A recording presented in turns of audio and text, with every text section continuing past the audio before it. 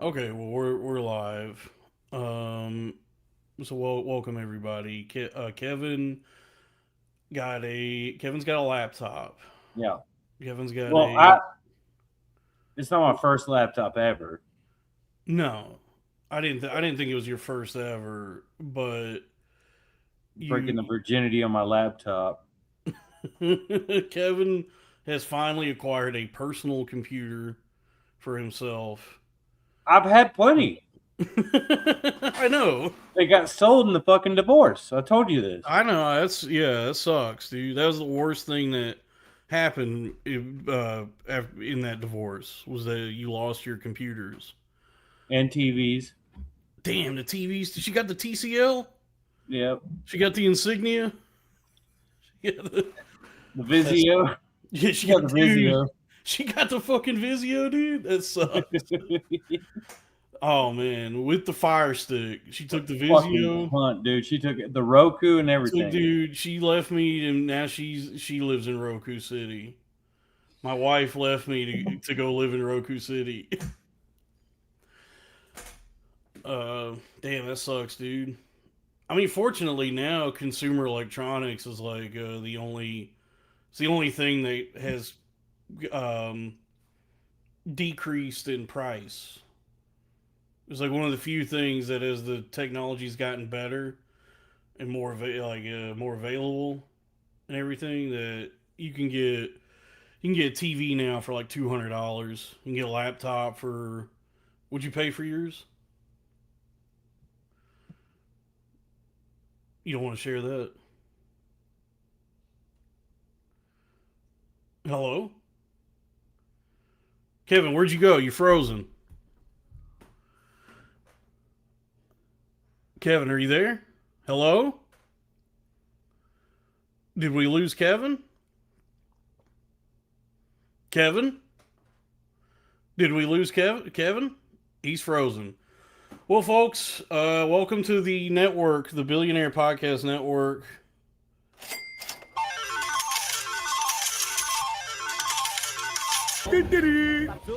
Okay, Kevin's back. Can you hear me now? Yeah. Good. Okay, good. You froze there for a second. Yeah. So Sorry. what did you pay for that laptop? Like $300. See, that ain't bad, dude. That's like just like two paychecks for me. That's only two of my paychecks. Now they got to see my big gross face here. What? They got to see my big gross face here. Usually that's like in front of the. You understand? Like I'm in Yeah. front of the No, phone. this looks way better than when you have a phone down here and we just see like your chin and your you know what I mean, like with the phone at that angle where it makes your face look all long and it's mostly chin. I got a good chin though. You got a great chin, dude, but this is how the pros do it, dude. The webcam. The guys who like the professional streamers, like all the big guys, they have like some other photo. They got like a camera that's off in the corner. I don't know why that's the angle they all use, where it's like a camera that's above them and pointing down at an angle, and then the image that you see as the viewer is them looking at their computer, but not at the camera. I don't understand it. But this one, My favorite thing is that like I don't even have to really go away. I can just get back here. yeah, I need to get back here. to grab a Dr. Pepper or what are you grabbing? Oh, Keystone Light. Okay. Well, that's also that's a Very convenient. yeah, that's good. Keystone is. Why are you disappointed about drinking? I'm not disappointed. Keystone's a great beer. Trust me, dude. I've probably in my life I've drank I would say around 5,000 Keystone Lights, maybe.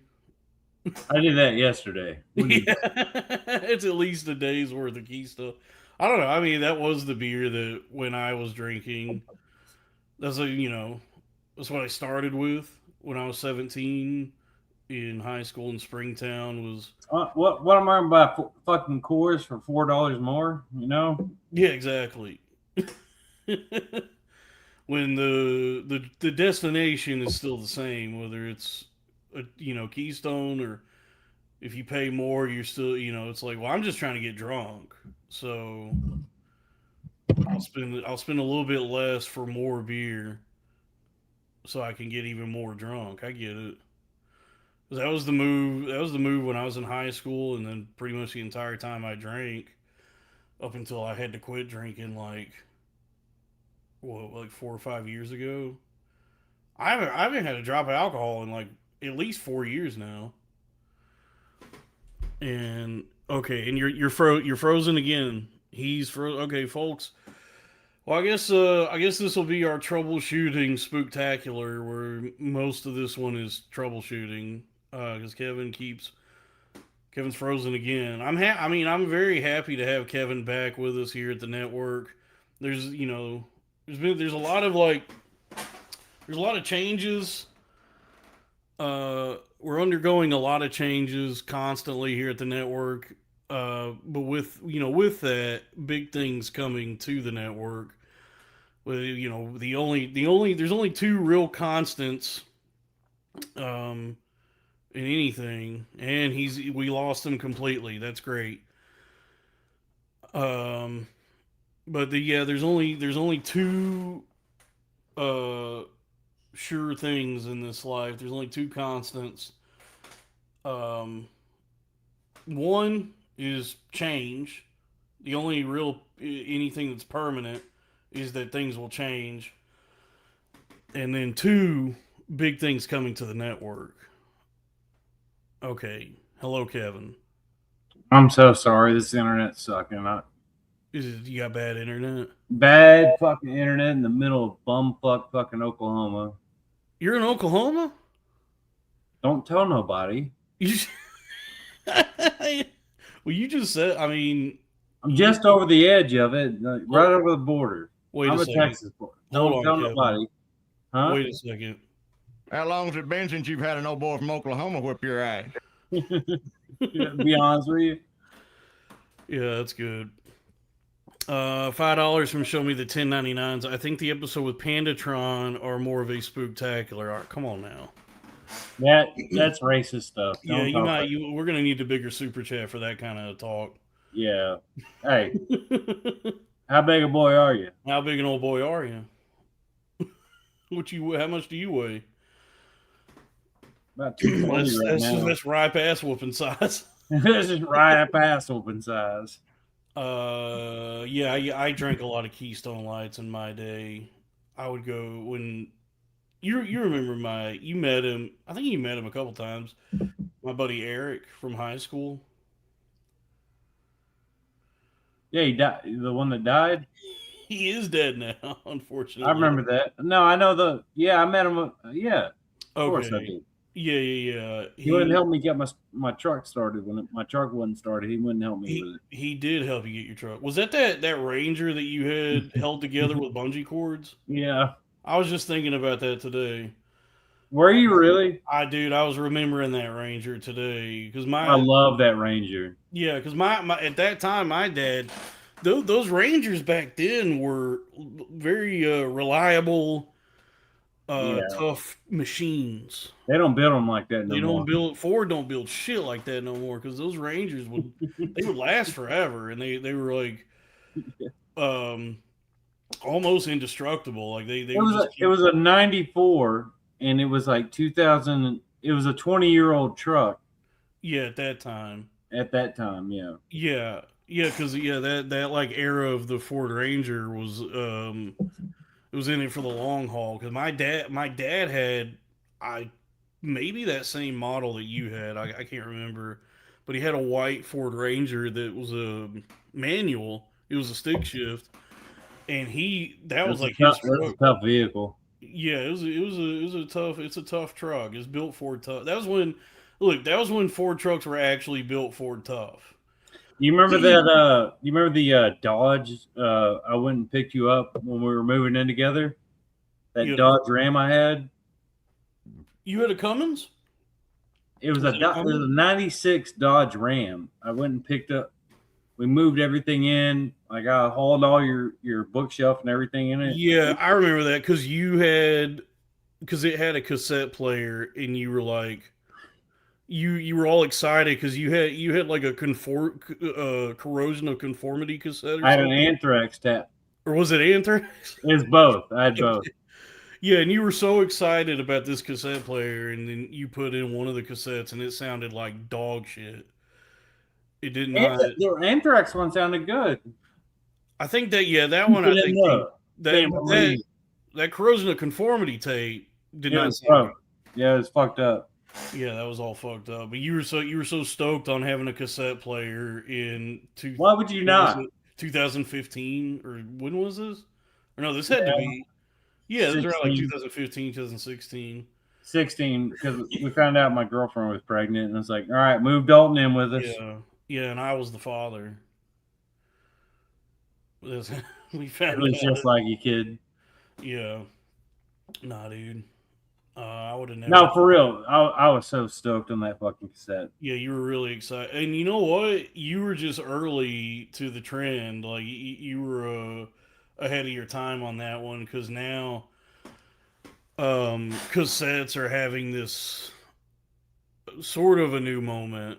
There's like this renewed interest in cassettes. I wasn't really early. I was just like, dude, it's got a cassette player. I gotta go get a couple metal tapes. So I got COC and I got Anthrax. Like, we're gonna fucking rock out, and then we're gonna ride back and forth. Yeah, that's a thing I've seen in some places, which is for no other reason. It's that same shit with records, man. But it's not even like, because cassettes never sounded good. They were just convenient. Like, at least with records, there's an argument to be made about the quality of the sound. But cassettes was never this thing that even sounded good. They would deteriorate pretty quickly, and it was like, it wasn't like a high fidelity thing ever. And people are collecting tapes now. Is that what they're doing? I think, yeah, because I guess as everything has gone digital, like so much of our life now is digital. There's just this new interest in physical things. So I was at a concert a few years ago. Who was it I was seeing? Yeah, I think it was at the drive-in concert. They were selling cassette tapes at that show for like their new album. That's all right. That's all right for like a new thing, but like collecting old tapes, they don't work. No, yeah, they're all like the actual tape itself is so degraded, and they all sound like shit. But yeah, you were very excited about it, the cassette player in your Dodge Ram at the time. You got a tape player. I gotta listen to some music. Oh, we're gonna play our fucking iPhones through the stereo? No. Yeah. I do. I mean, I do remember well that green Ford Ranger that you had. You love that truck, man. Yeah, that was barely holding on with you had like a bungee cord wrapped around it. What else are I gonna do? I'm with you, dude. There's no other choice. You had to get the bungee cord. Got the bungee cord holding down the hood. Yeah, and we had great times in that truck, dude. We ate a lot of Taco Bell and Whataburger in there, and I think that was the truck that fast food, but also we went to buffets. We did, yeah. We tore up some buffets. That one in Denton, the one by the. Oh, I got so mad at you one time. Why? Because you called me stupid at one of them. Why were you mad about that? I said, motherfucker, I'm not stupid. And you go, you're making this awkward. And I was like, I guess. If I genuinely was calling you stupid, then you had every right to be upset. Yeah, I thought you were like, you're a fucking retard. And I was like, yeah. I mean, if I could see myself saying that as a joke. Like, I'm hoping I was just joking with you. But when I'm around you, I always feel stupid. So it's like, yeah, I would take it serious. Sometimes, but there's times I outsmart you sometimes. Right. I think you're very capable in life, and you're not. I try to look. If I, I'll just say I'm sorry. If I wasn't I, really that upset about it. We got over it like immediately. all right, I'm just saying, like, I try to live in a way where I don't earnestly call anyone Oh, stupid. I love that. This fat Yeah, motherfucker at a buffet called me stupid. because I really got upset. I don't think of you as stupid, and I try not to like denigrate anybody for their intelligence or whatever, because like there's a lot of ways compared to you in which I'm stupid. Like there's like so many things that you're capable of and that you've done, and just like your own ability, like what your abilities are. Don't And kiss my ass now, motherfucker. I'm just saying, but I'm just saying, there's like we each have our own like skills and abilities, and like what we're actually what we're capable of doing. So All right. You hit honestly, the like books, I'll hit the weights. How about that? exactly. I'll hit the books and you'll hit the weights. That's a good. That's see, you're not stupid. That was I'll that's do very either. astute, and that was a good thing to say. So, I'm sorry. I guess because I was a college boy at the time. Maybe I was getting a little high. Yeah, you were big on your britches. I was a What you little high. was. I was a little big in my britches at that time, maybe because I genuinely thought that right now I'm only making $8.50 an hour working at Home Depot, but or no, I was making like $12 an hour at Enterprise at that time. And I thought to myself, but once I get this degree, once I finally graduate and walk across that stage, Oh, I'll be better than Kevin. I'll Is that be what you making, thought? well, not even, no, I never had the thought that I'd be better than you. It just, but I did think I was like a scholar of sorts, and that once I finally graduated, There's I no way would, you thought that about yourself. oh yeah. You're too Sure. smart to think that way. Oh, You wouldn't think nobody. I thought that I was like pursuing like being in college, that I was being academic. I was like doing something studious to better myself and learn things and all that. And I just was like, though right now I'm making shit money and I'm not able to support anybody. I just thought I just remember thinking like, but once I get my degree, then I can go out and get like a really good job, and I'll be making good. I'll be making like good, really good money, and it'll all work out. The smartest people I've ever met in my life are like, honestly, he works at a liquor store. He's a clerk. Okay, That's the smartest that's dude the I ever met in smartest my guy, life. That's the smart. He's smarter than you. He's smarter than me. He's Yeah, smarter than Drew Huntley. the smartest people He's a clerk at a liquor store. That's the smartest dude I've ever met in my life. the smartest people I've met, they got different degrees than I did. So they did go to college, but they got like computer science degrees or engineering or something. You But don't have to. I'm just saying that's the smartest people I know. They went and got degrees. You've never met a motherfucker that knows how to take apart an engine, put it back together, and not do meth.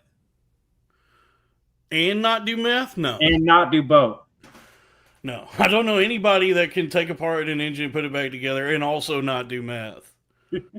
That's a genius, dude. That's a genius. We've never seen somebody either do meth or be smart. Yeah, we've never seen anybody capable of such a thing. that's an anomaly. I've never. there's no such thing as a guy that can take apart an engine, put it back together, and also not smoke meth. Also, I am not from Oklahoma. I live in Texas. I am from Texas. Oklahoma's nice, dude. Except for maybe the beer. Isn't the beer less alcohol there? I will fucking prove this right now. All right, Kevin, don't get that off the screen. You don't have to show that. I mean, do not call me in Oklahoma.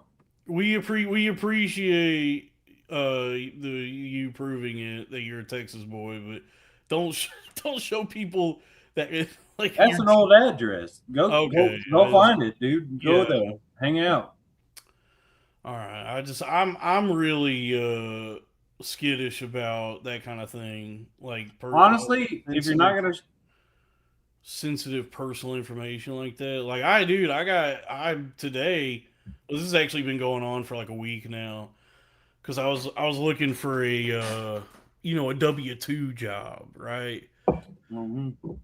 Cuz right, I'm on that 1099 tip, so I'm doing well as a 1099 independent contractor for sure. Did you But show them yet or not? I'll show the 1099s for sure. I just got to find them. Show your ID and the 1099s. Yeah, yeah. When I procure my 1099s, I'll show them. They're somewhere. I mean, I didn't. Yeah, I got like 4 of them this year. If you do that, will you please get me on Kevin Brennan's podcast? I swear to God, I would love it. Dude, yeah, you would thrive in the Dabbleverse. You should. I You know I should. would. Yeah, I try to skirt the edges of it. Like I'll dip my toe. I'll dabble. Look, I'll dabble in the Dabbleverse. But I haven't thrown myself into it ever or really wanted to be a I part of would put it. my heart and soul into it. I think you would be a welcome addition to the Dabbleverse. I think you would do really well in that whole world. But anyway, I've been looking for a W-2 job because that's you get a benefits package with it and everything. 401k, health Yeah, insurance. 401k. You get PTO. You get dental, vision, health, life insurance. Even it's the whole package. And I got That a might that. Go ahead. I'm sorry.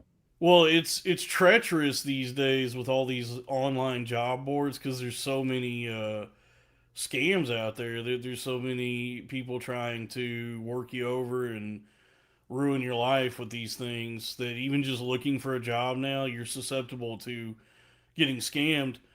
And it almost happened to me years ago. There was one time I was like job hunting, and there was a place that reached out that said they were interested, and they said they were like, "You're going to be getting something in the mail from us. When you get it, just complete that, and then we'll go from there." And I got this letter in the mail at the time that when I opened it, it was a check for $5,000, Mm-hmm. and I was like, and it said like to go deposit that into my bank account and then call them, and I was like, what the hell kind of job is this? What is this? And that was like very overtly suspicious. Like that seemed very fishy, and it looked like it was like an actual bank that the check was from, that it was associated with some real bank. So I called the number to the bank that was on there, and this some customer service lady answered, and I was like, "Hey, I just got this check in the mail," and she goes, "Let me stop you right there. Have you been applying for jobs?" And I was like, "Yeah," and she goes, "All right, do not deposit that check." She was like, "This is a really common scam. Just whatever you do. Unfortunately, you don't have $5,000 right now." Fuck.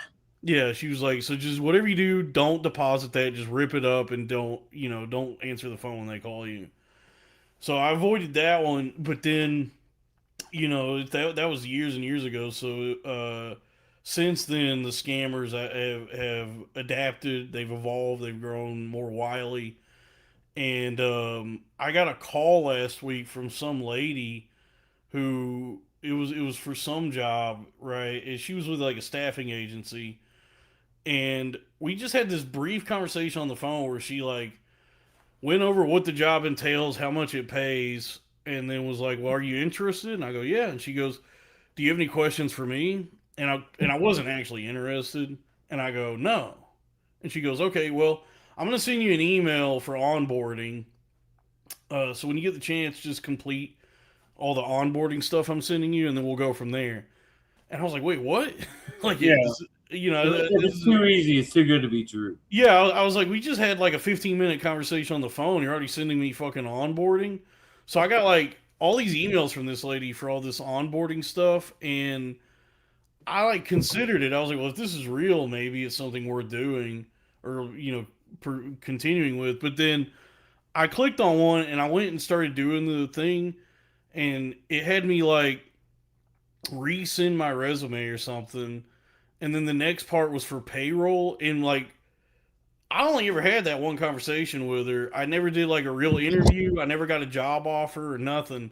But whatever this was already asking for my social security number for payroll, and I was like, okay, this seems really suspicious. Like I don't, like they normally there's like a whole other process before you start filling out this kind of information, and so it feels. I mean, it doesn't. Even if it is real, it's a job that pays dog shit money, and they want me to.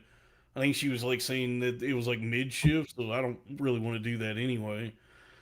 But it also was like it felt like they were just trying to. I mean, even if they did, get access to any of my accounts, like bank account or whatever, they would only have what they would get with that is not that much money and a delinquent credit card. So it would probably hurt them to steal my identity. Because it's like, yeah, if you want to start getting those letters from whatever company it is that they sold that debt to, sure. Which is pretty sick though when whenever if there's anything that happens in your life where you just like end up having to not pay a credit card and it goes delinquent. Eventually, you get a letter in the mail from a collections agency that says, "Okay, what if you just pay like 30% of what this debt is, and we call it?" How about, or you just don't do that at all, and it's Yeah, like, and then what are you you gonna still do? you still just ignore that also, but they do start trying to haggle with you on it, where they go, "Okay, you owe this much. We'll take just 30% of that, and then that's it." And I go, "No, I'm still not. I'm still not going to pay that either." Yeah, So yeah. Come on. I'm waiting. I'm waiting the full 7 years until the Bible kicks in, and then this debt is just cleared. And then I just will never do that. I just won't make that same mistake again. I don't plan on ever being stuck in a psych ward again, and having like 2 years of my life devoted to that. So I don't think that would ever happen again. What, like, and then what? Like, what are you gonna do? Like, credit? Yeah, it's like, what do I need credit for? I've already given up. What do I need credit? Yeah, it's like, well, I've already resigned myself to a life where I'll never own a home or anything really, or build anything for myself. So you really have like all these credit ratings agents, all this shit. It's like you have no leverage over me. I'm the freest man in America. Yeah, I live in a shitty ass duplex in Yeah, Texas, because Oklahoma, exactly, you Texas. know what it feels like. Yeah, you live in a What's so bad? duplex, and you don't want. And if you can get to a place where your life really sucks, and you just tell yourself, I don't even want anything anymore. I'm happier than I've been in years, and I live in a fucking duplex. That's good, man. Yeah. Yeah, yeah. I guess I it's just, had a house. I had land. I had it, man. yeah. And you I gave realize it up. I gave it up for happiness. happiness, freedom, autonomy. I spent like the last 3 hours before we got on this phone call, what I would call a phone call. Before we got on this phone call, I was hitting on this black woman as a bartender up there, and I think she liked me. A black woman. Yeah, I think she liked me. Yeah. I spent my whole day doing well, and then I did good deeds, but I can't tell people what I did because it's not a good deed then. Exactly. Ain't that about a bitch? You know what? Like, I did something nice for somebody today, like a really, really nice thing, and I can't tell anybody because I'd be bragging about myself doing that for that And person. then that in itself is a sin. You might as well have not even did it if you're I gonna. know. I could have just passed that shit on, and just did nothing all day. Yeah, because the scripture says that if you do nice things but then talk about it, – that's actually worse than having done nothing at all. I think. and so then and maybe that demotivates people from even doing stuff. I don't know. Because honestly, it's fun. It's funny you mentioned that because anytime I've ever done anything remotely good, like selfless or tried to help anybody, my first instinct, like my impulse is, I want to brag about this to everybody so that Oh, everybody knows. you buying a pack of cigarettes for a homeless dude outside of a gas station was about the funniest thing I fucking ever heard. Dude, I I did do that once. I've done it too, but Yeah, here's $5 from Hallie Labubu. Dang old is something nice and met a hopefully female black bartender. no, she loves me. Yeah, well she could tell that you have Her name was Ebony. Whoa, that's cool, man. I swear on everything. Did you tell her you look like an ebony? No, that was her name with an EY. Wait, EBONEY? EY. Ebony. Ebony. Ebony.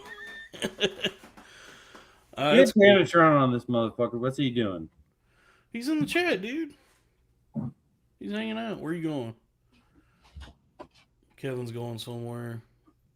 All right, well, while Kevin's what was he doing? Hey, folks, subscribe to Patreon. Patreon.com/cornfed with Alton Pruitt. And that's, and then that's it. There's no more. The merch page is going down. I saw people in the chat. We're speculating on that, trying to ask, like, what happened.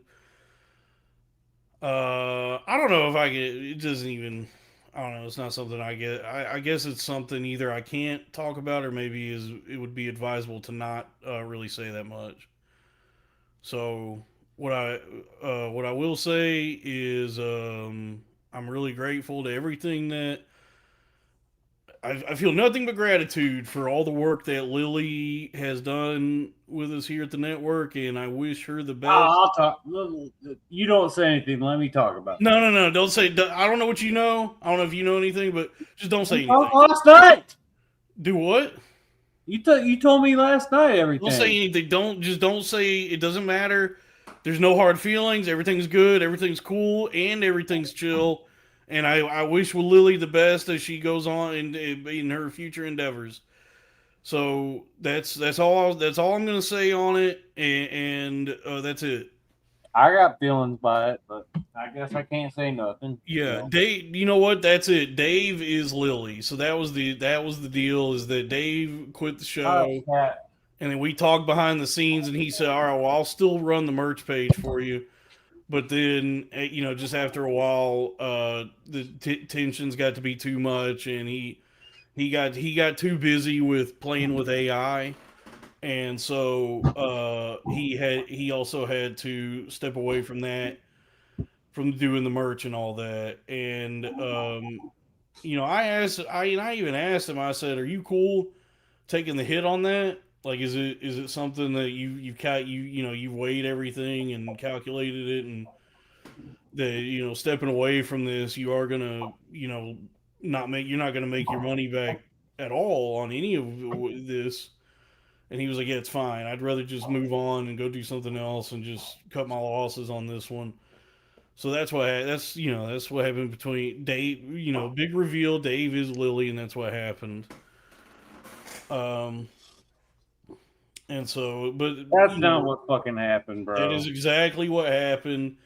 And he crunched the numbers in his mind, or he just like evaluated it based on his own feelings, that even though he invested a certain amount of his own money and effort into this whole operation, he still decided it's just best if I walk away right now to go do some other things that I want to do, rather than have to continue working on this. Honestly, Dave did some podcast on a fucking AI argument. Are you really for real? Honestly, I don't know what's okay. I'm gonna be real. I don't know what's going on with people. Like, I have in my life, I've made a lot of mistakes. Sure, me and Dalton have punched each other in the face, and we fist fought and we fisted each other. We've done it all.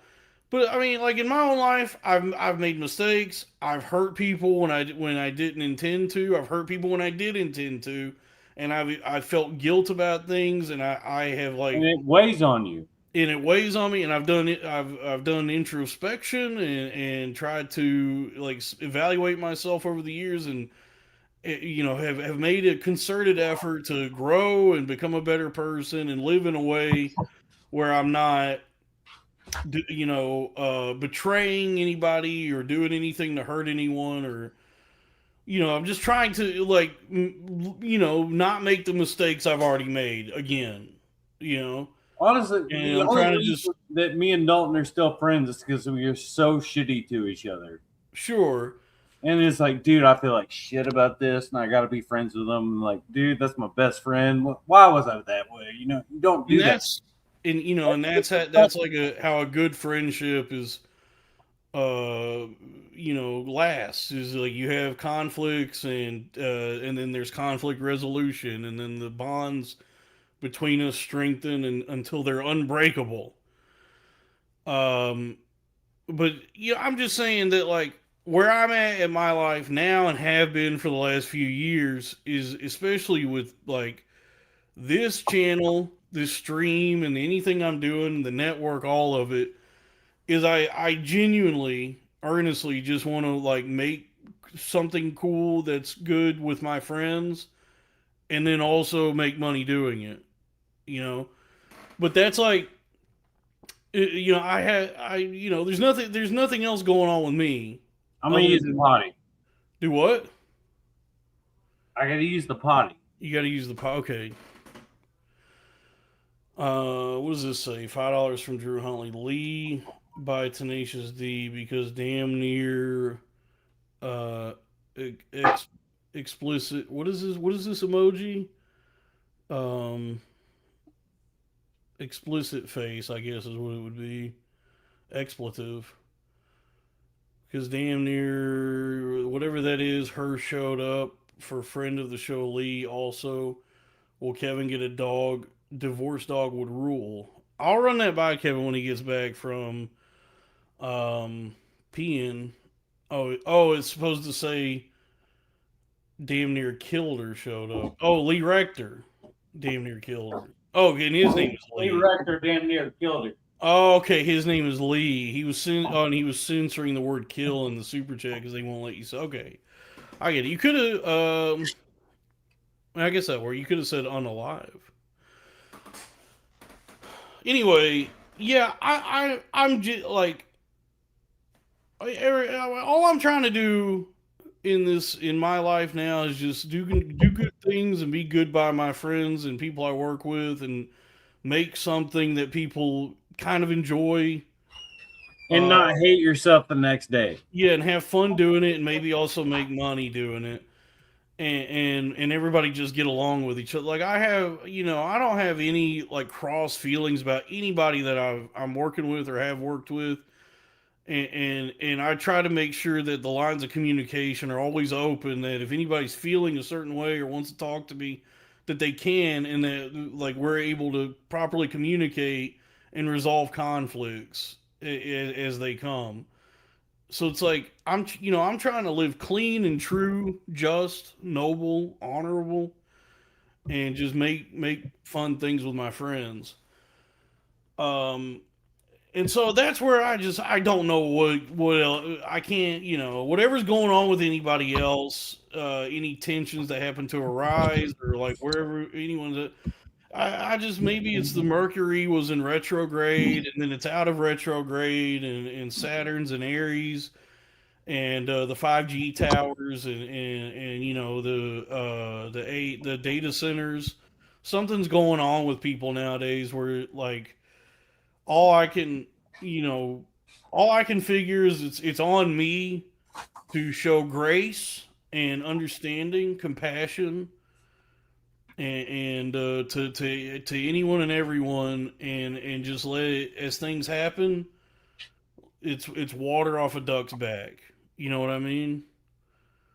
That's how I'm trying to be, and that's how I'm trying to think. It's just like, okay, well, I don't know if I've done anything. I'm trying not to do bad things, and I just would hope that anything I do, Be reciprocated. yeah, just me and my buddy, anyone I'm working with, me and my friends and everybody can just have a good time, and if there's anything that is causing conflict or tension or impeding us, that we can talk about it and move on from it.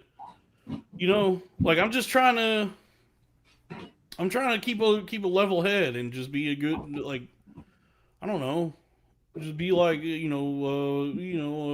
some water off a duck's back and so on and so forth. Water off a duck's dick. Water off a duck's dick, dude.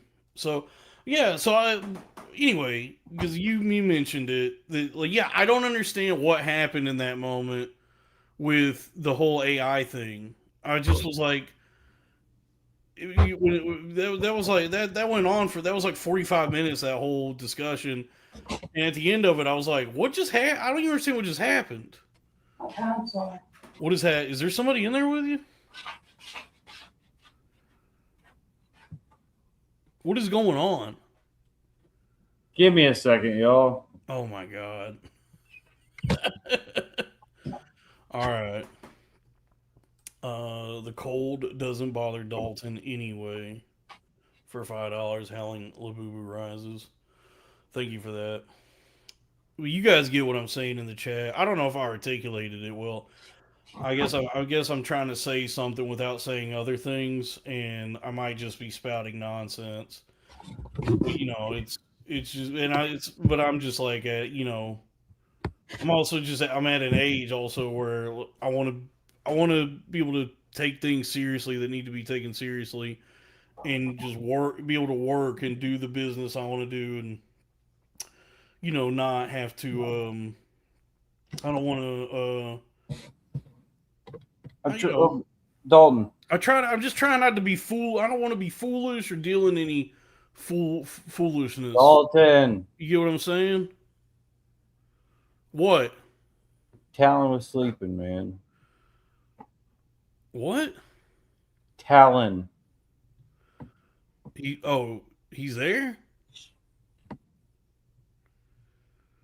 So what does that mean? Like, just hush, man. Just hush? If there's somebody in the house. What? Oh my god, are you retarded? I don't know what's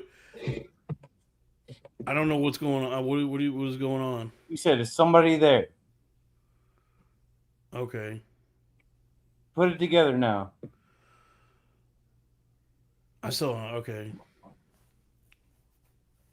If Talon is sleeping and he woke up. Okay. Do you need me to be quiet? No, you don't have to be quiet. But if there's noise around. Okay. You're fine. I did it again. All right, well, I'm sorry, man. You didn't do anything wrong. Okay. You said, is there somebody there? And I was trying to fucking not have the camera on them. Oh, okay. You see what I was doing? Sure. Hush your fucking mouth, bro. Okay. Okay. Do not feel bad about it. I don't feel bad. He knows how I talk. I talk the same way I talk to you in front of that one. Yeah. Okay. That's all. It's all good, man. Anyway, I'm done. I don't know. I guess I'm done rambling. It's all. Honestly, the chat really wanted TK on a hill. Yeah. It doesn't. It's just. What was I saying? What am I trying to say? I guess all of that is to say that the merch page is going away, and I don't even want to think about merch for a while after this. I just gonna give myself time to breathe and heal. Why are you so upset about it, bro? Like, how much revenue are you losing? It's not about that. It's not really about the revenue or anything. It's more just it doesn't even matter. It doesn't matter. I'm not upset about it.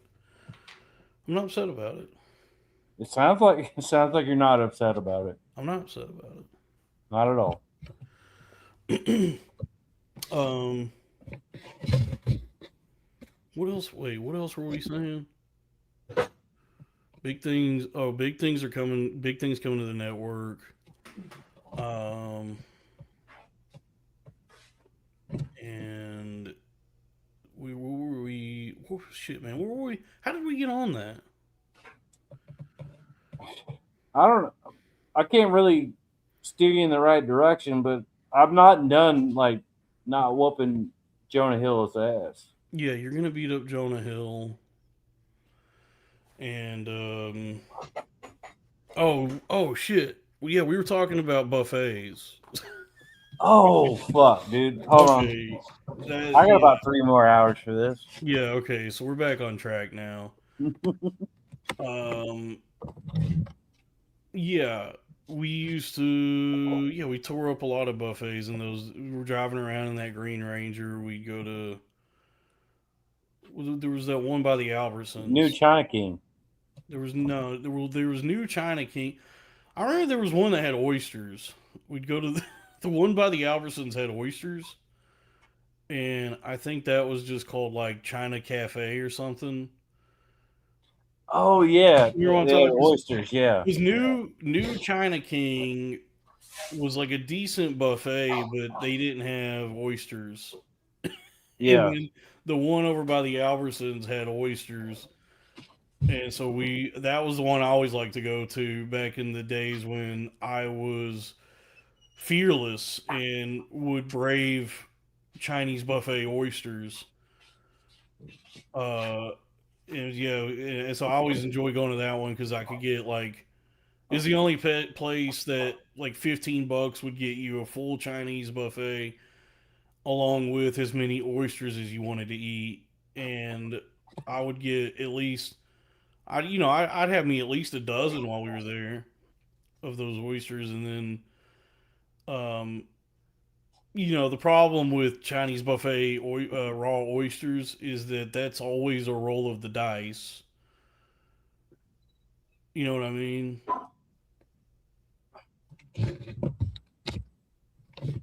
Kevin, what is going? Are you there? All right, he's frozen again. Well, chat, you know what I'm talking about. At any like if you're at an all you can eat Chinese buffet where you got to go and fix yourself a plate of food at the troughs they got set out. Typically, I think it's a good rule of thumb that the oysters are dicey. That you are assuming a certain amount of risk eating raw oysters at a Chinese buffet, and so for a few reasons. First, I guess like first and foremost would just be the quality of the oysters. Are they even going to taste good? A lot of times, no. A lot of times they are really gross and they got like a lot of bits of shell in them. They, you go to slurp one down, and then you chip a tooth on the shell, or the some of the shell goes in and cuts up your throat, and so that's an issue. And then secondly, um, just the hygiene of it. Are these oysters going to make me really really sick? More often than not, yes. Usually, it's the case that if you eat, 12 raw oysters off the Chinese buffet, um, you ain't, you ain't gonna be leaving that place for a while after because you got to go onto the toilet, which I think is what after gambling on that a number of times, eventually that is what happened to me. Kind of convenient because you go to the Asian buffet and then you got to gamble, Like they love that shit. Yeah, Gamble yeah, on your diarrhea. Gamble on fucking cards. yeah. That's a good point. That is like when you're at the Chinese buffet. That is one way you can incorporate gambling, though it is not. Was Dookie. Yeah, is that you can eat the oysters, and it's a it's a gamble. It's like baccarat, where it's like, well, there's two possible one of two things is going to happen. Either I'm not going to get diarrhea, or I'm going to get diarrhea from these, and it's to be seen. What the card is when they flip it. All right, man. Hey, I gotta run. Really? Yeah. All Or right. no. Hold on. Go to bed, man. Are you got a bounce? Not really. Oh, He's not supposed to be up right now. right. All right. All right. What's up? Okay. No, I don't know, dude. We're talking diarrhea. Getting it at the Chinese. But folks, if you're just joining us, we're talking diarrhea and getting it by eating oysters at a Chinese buffet. That's how you incorporate gambling with. Yeah, that's one way you can feel the thrill of gambling at the Chinese buffet. If you're not, if you're not near, if you're in a state where gambling's illegal, you don't have access to a casino, but you really want to gamble, you could go to your nearest Chinese buffet that offers oysters and eat a dozen oysters off the Chinese buffet, and you'll feel the same. It's the similar feeling as when you place a bet, but you're just waiting to see if you got to run to the bathroom or not. And that's kind of the fun of Either way, you're gonna slap a Chinese dude in the face. sure, yeah. But I won't do that now. I mean, because I don't like. I'm not the young man I used to be, and so I don't really like having diarrhea these days. So because the last time that you and I were at a Chinese buffet, you had no hesitations about it. You ran right up to the oysters and fixed you a plate of them. You had hesitation? I didn't. No, I wouldn't touch them. I was like, I've already learned. I've had because eventually it just was like I'd had enough bad experiences with Chinese buffet oysters.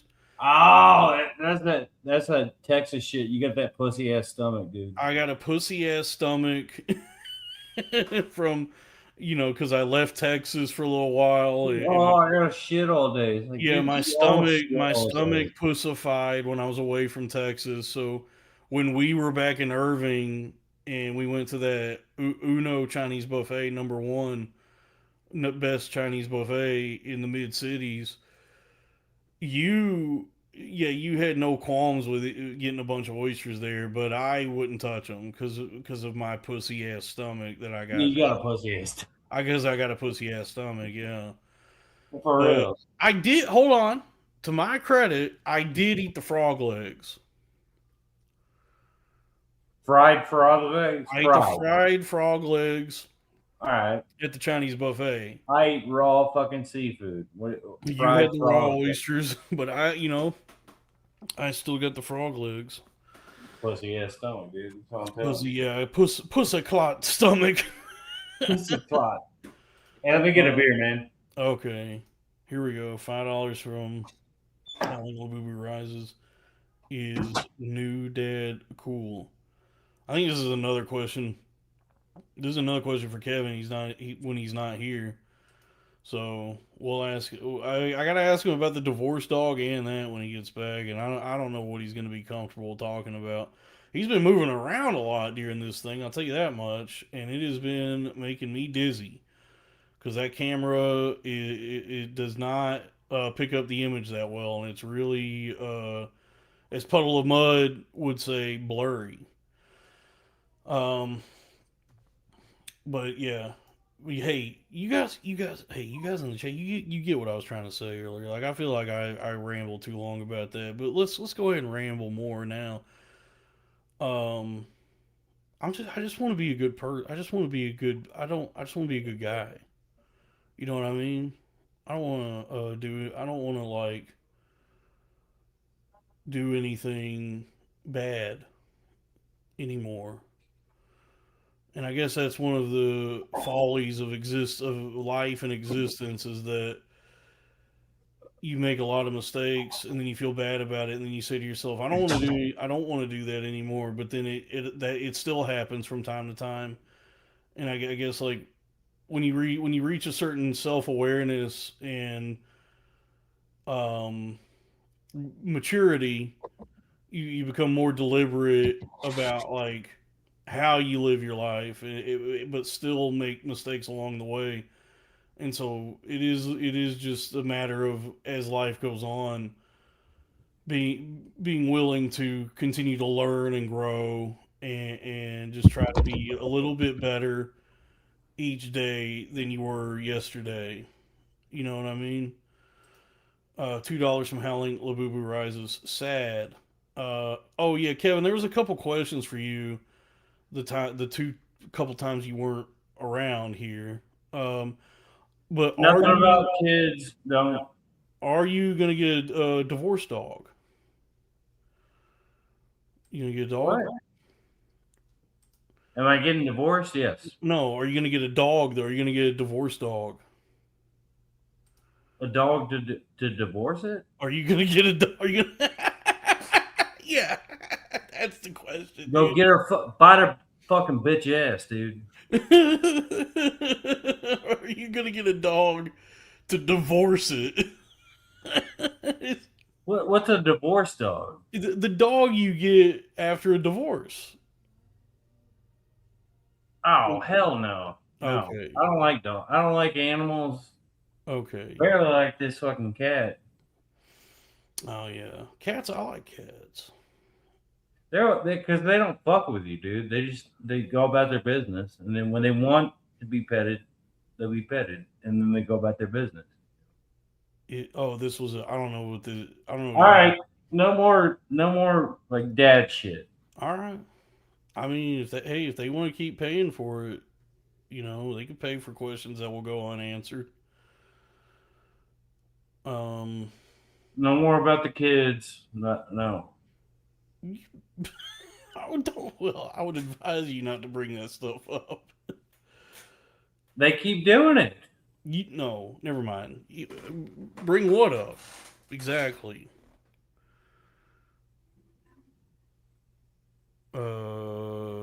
Anyway. Get out the chat, man. Talk to me. How about that? I'm talking to you.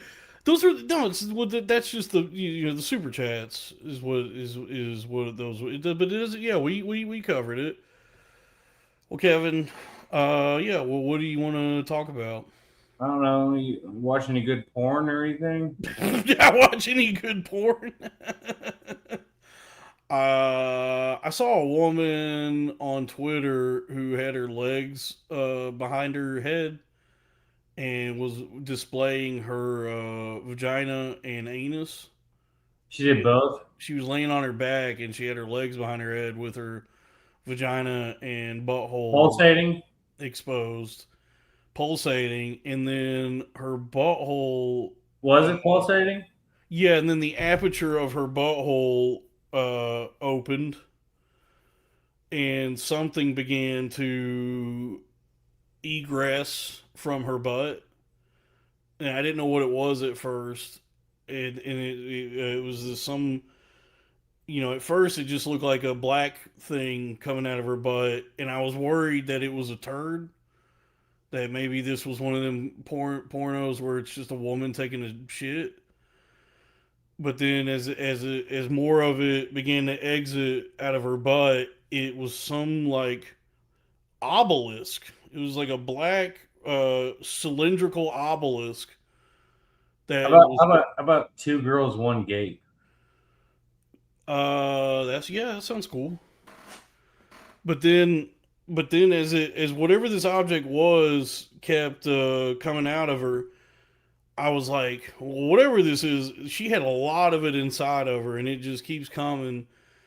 And then it was like the whole time it was actually kind of a fun puzzle, like a guessing game, trying to figure out like, well, what could this be? And when it finally fully exited, that was the reveal that she had an entire Hitachi magic wand up her ass. Did you finish to it? No, I was actually really grossed out by it. Why'd you watch the whole thing then? You saw the whole ending. It's just more like a morbid curiosity, really. It was like the whole time I was like, oh, what the fuck is this? It really was not, it's not something that I find particularly arousing or sexually gratifying in any way. It was more just yeah, I guess like the extremity of it. There was just, so it's just maybe it's like a human thing, the way that we are drawn to the morbid, the grotesque. I get so bored with porn, and it's like I throw it on an Angela White video, and it's like that bitch will throw it back, man. I know she does. Oh, yeah, that bitch will throw it back. But you remember like the early days of the internet, there was that website rotten.com, which is not porn, but it's in the same vein of like just wanting to. Yeah, you're not supposed to watch, yeah. Yeah, just like wanting to, just out of some weird compulsion, just see something really bad, and it's not really even it's not gratifying at all, and it makes you feel much worse than you did before you saw it. But there's just something that draws us to the profane, you know. And so that was the only. It was it was like a 2-minute clip that popped up on Twitter, and But there's times where I wish I had you. I wish I had this whole chat with me. And I go out in public, and I wish y'all were there because, like, I make a joke and nobody gets it. And there was this girl, and she would have like a vodka soda or whatever, and she put a lemon in it every time, and then she wouldn't get rid of the lemon. She'd refill it, and she put another lemon in there. She put another lemon in there, and then I'd be like, "Hey, look, she's having a lemon party over there." And it's like the whole chat, and y'all would laugh, and you'd get it, and it's like, a lemon party, like, yeah, they thought it was a fucking dad joke. Yeah, I don't know if you know this, but nowadays, if anybody was to associate the word lemon party with anything now, you and I, we think we get it, yeah. We think old guys kissing each other and sucking each other's penises. Yeah, yeah. You should. However, I don't know if you know this, but there is a pretty popular podcast now called Lemon Party. Oh, yeah. So that might be where like some people's heads would go to. Tim Dillon, right? No, it's Ben Avery, who used to work with Tim Dillon. Yeah, I know what it is. Yeah. Yeah. So I feel like younger folk or folk who were maybe never familiar with the original Lemon Party, the old guys kissing, they might really think that the podcast first. They might think that you're referencing that podcast rather than the old guys kissing and blowing each other. Well, this was pre-podcast Lemon Party. This is gay porn. I'm with you, dude. When we was kids, it was, you'd be in school in your keyboarding class, and one of your buddies would say, hey, check out lemonparty.org, and you'd key it in and hit enter, and you'd go, oh, what the fuck, dude? Why'd you do that, man? Yeah. I gotta go pray now. Now I gotta pray because of this. You show I gotta go pray to God that I'm not gay. Or at least not attracted to old guys, One of my I gotta pray to God that even if I'm gay, that this is not what I'm attracted to. One of my best friends, he's the valedictorian of my high school. So he's like the smartest kid at the school. He goes, Kevin, look, we're in 4th grade. And he goes, look, just type in gay.com. Bro, you're in some trouble, man. with honors. That's so funny. Dude, gay.com is so funny. I swear on everything he did that, man. He didn't know anything about history. There was no history in the Wild West. Dude, I don't know why, dude, but gay.com really makes me laugh so funny. He goes, gay.com. Dude, check this out. Gay.com. It was more like the smartest kid in class just looking at him and goes, Kevin, look, gay.com. You can't look that up. You're going to get in trouble, man.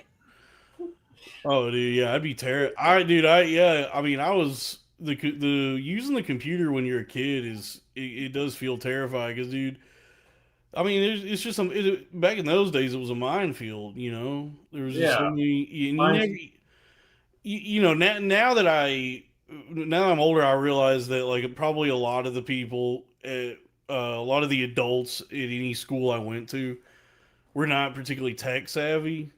Maybe but back then I remember thinking that there was this like all-seeing eye for like just internet and everything in the school, that anything you did was being watched and you know surveilled. Don't we pull up gay.com on your fucking computer? Do it. I don't even want to key it in now, dude. I don't want to get in trouble. Put gay.com. Dude, gay.com. Gay.com. I don't want to do that on my computer, dude. I'll do it. Look. I don't want to get in trouble. You're trying to get me in trouble, dude. That librarian's gonna catch it. Yeah, dude, the librarian's gonna see it on their it's gonna flag, you know, they're gonna get an alert on their computer, and then they're gonna want to call my mommy, and I'm gonna get in trouble. You don't put in gay.com. Oh shit! Now I'm frozen. Hold on. Pull up gay.com. I'll be right back. Drew Huntley, put up gay.com, please. What is it?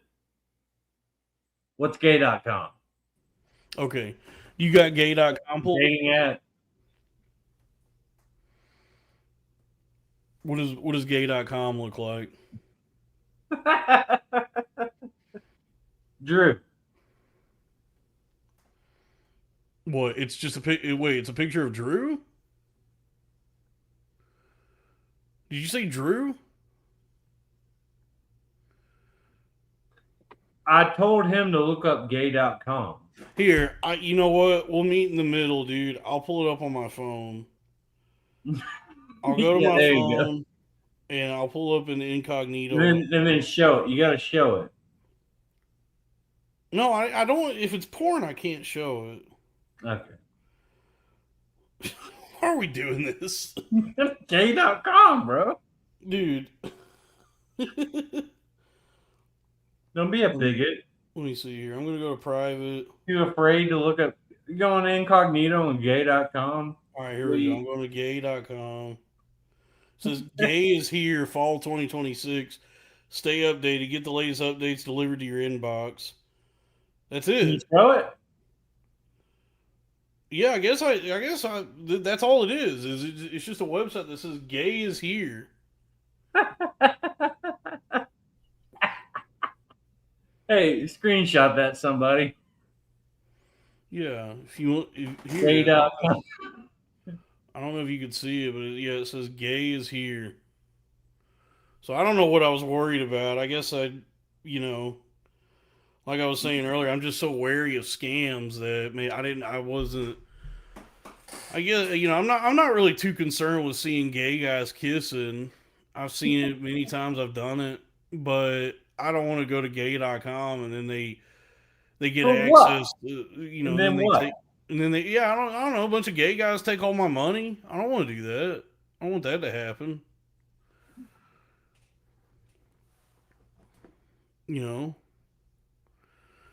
Hold on, let me see how the crypto market's doing.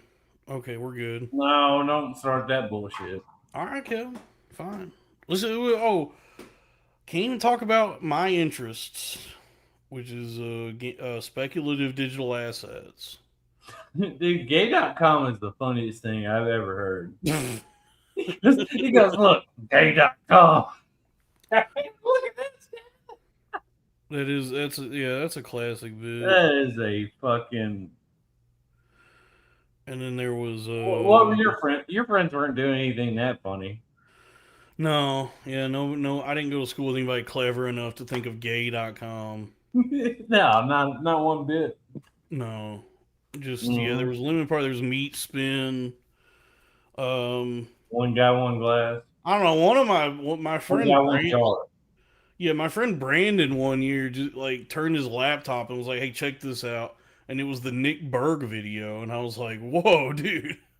What's that?" I don't think we could be watching that in school, man." Nick Berg, he was that journalist that was I forget where in the Middle East, and they cut his head off. Oh, fuck. Yeah. He was screaming when they were cutting his head off.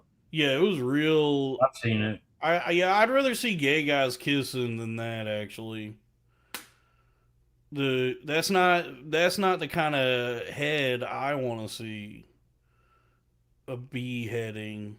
I don't want to see that. I'd rather just see. Honestly, yeah. Gun to my head. If you were to ask, if I had to look at one of two things, a beheading video or gay guys sucking each other's dicks, I do think it would be less traumatizing. Like I'd be able to handle better just seeing some gay guys blowing each other than to see somebody get their head cut off. That's just me, you know. That might be the most straight answer, honestly. It's not even gay to say that you're doing that. Yeah, I'm just looking out for my own spiritual and mental, emotional well-being. When it's all said and done, it is spiritual. It is. Yeah, it's like if I see a beheading, then that's something that's going to really bother me forever. Like that's it's traumatic just to see such a thing. But if I see gay guys sucking each other's penises, I'm over it tomorrow. Yeah. Yeah, I can at least tell myself, like, well, they love each other, you know. It's like this is a physical expression of love between homosexuals. And though it is, for me, gross, I can make peace with this. I wonder if the guy that argues the other way. He's like, I can't watch that gay shit, man. Show me a beheading. There's probably plenty of people like that. There's especially in the part of the country we're from. There's probably a lot of guys who. Oh no! Not when it's all said and done, man. Like there's probably a not insignificant percentage of people that would rather see gore and beheadings than gay guys kissing and sucking each other's penises. They would say that, but when it's all said and done, it's like you got to live with that. You think when the chips are down, when a man is really put to the test, he chooses gay guys every time if he's a good man. Yeah, for real, honestly. Yeah, I get what you're saying. That's true. That's probably true. Here's $5 from Howling Labubu Rises. Can you please play an unlicensed Mother Goose story on low volume for 10 to 20 minutes, please? Can we talk over it? Yeah, sure. Let me see if I can find one. Hickory Dickory Dock. Let's see. Oh, are we doing Andrew Dice Clay? No, I think he's like asking for actual Mother Goose story. Let me see if I can find one. Unlicensed Mother Goose story. Tommy Tittlemouse. Is there one that's? Well, these are not unlicensed. Hey, Drew, put gay.com the link in the chat. Gay.com. Let me see here. 100 Mother Goose nursery rhymes. Read aloud for kids. Maybe that's a good one. This book is 100 Mother Goose. Okay, I guess we could just do that. Yeah, we could do that. So let me see here. I gotta get the file for this. Somebody put gay.com in the chat. Kevin, Drew said he can't do it. Well, Yeah, I don't think the chat will let them type that. Okay. But here we go. I guess we can do what he asked. Let's see here. Here we go. This book is 100 Mother Goose nursery rhymes. Old Mother Goose, when she wanted to wander, would ride through the air on a very fine gander. Why is he gay? Little Bo Peep has lost her sheep and can't tell where to find them. Leave them alone, and they'll come home, wagging their tails behind them. Ba ba, black sheep, have you any wool? Yes, sir, 3 bags full. 1 for my master, 1 for my dame, and 1 for the little boy who lives down the lane. I had a little nut tree, nothing would it bear. So yeah, we could just put that on. And a golden pear. Yeah, I guess we could. That's all I can handle, man. We could just put that on a low volume there, and that'll be like one of those those Indian TikTok videos where there's just like a low drone of something else happening. Did you freeze again? On a tuffet, eating her curds and whey. Along came a spider. All right, well, Kevin's frozen again. And frightened Miss Muffet away. All right, we're just, we're working out the kinks here. Just doing a little more troubleshooting until Kevin is unfrozen. Shit, that's still too loud for that. How do I just a little low? She shall sit by my side. Maybe that'll work. I honestly, I love you, Howling Labubu. That might have been one of your more bizarre ideas to just play Mother Goose while we're for 10 to 20 minutes. $5 from Howling Labubu. Sometimes you need to go to the bathroom and have some water. That is true. You do gotta make sure you go pee pee and poo poo, and that you're staying properly hydrated. All right, well, the chat, okay, you know what? Hey, look, I have an open mind. I'm open to any ideas, and I'm willing to try anything, but the chat hates that, so that I turn that off. Okay, Kevin's back. Anyway, why does it keep freezing like that? And then I got shitty internet, I guess. Okay, it's just bad internet.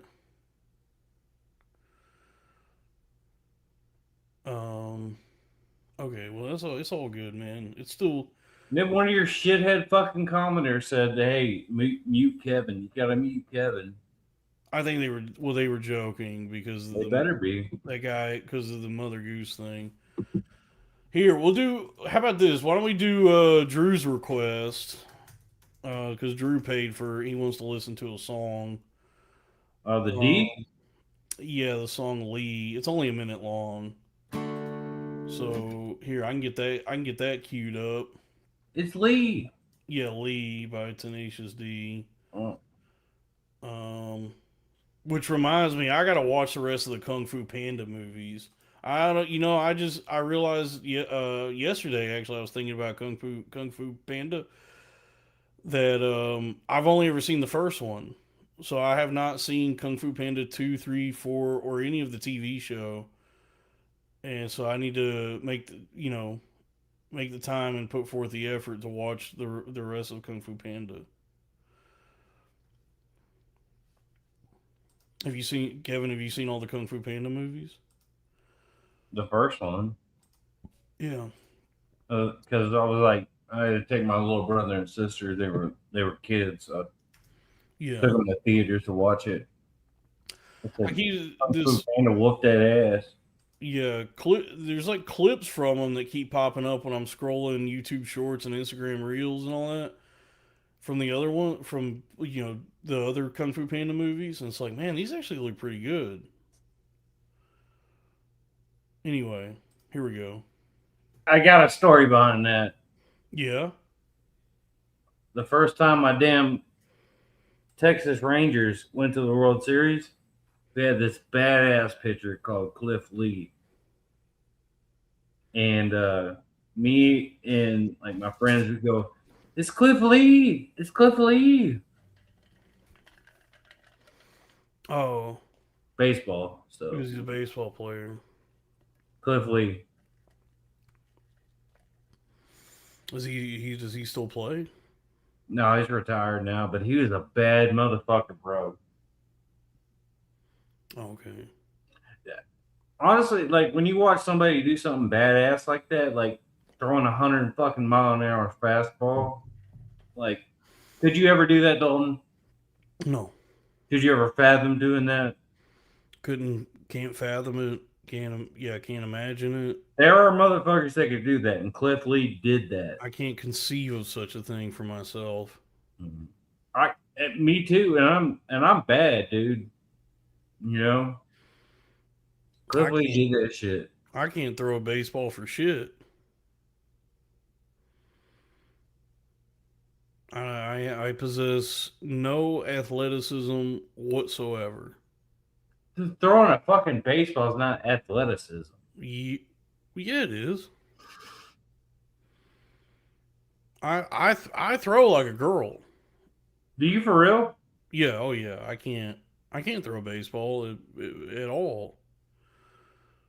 Like I can get the ball to leave my hand and travel some distance, but it wouldn't be good.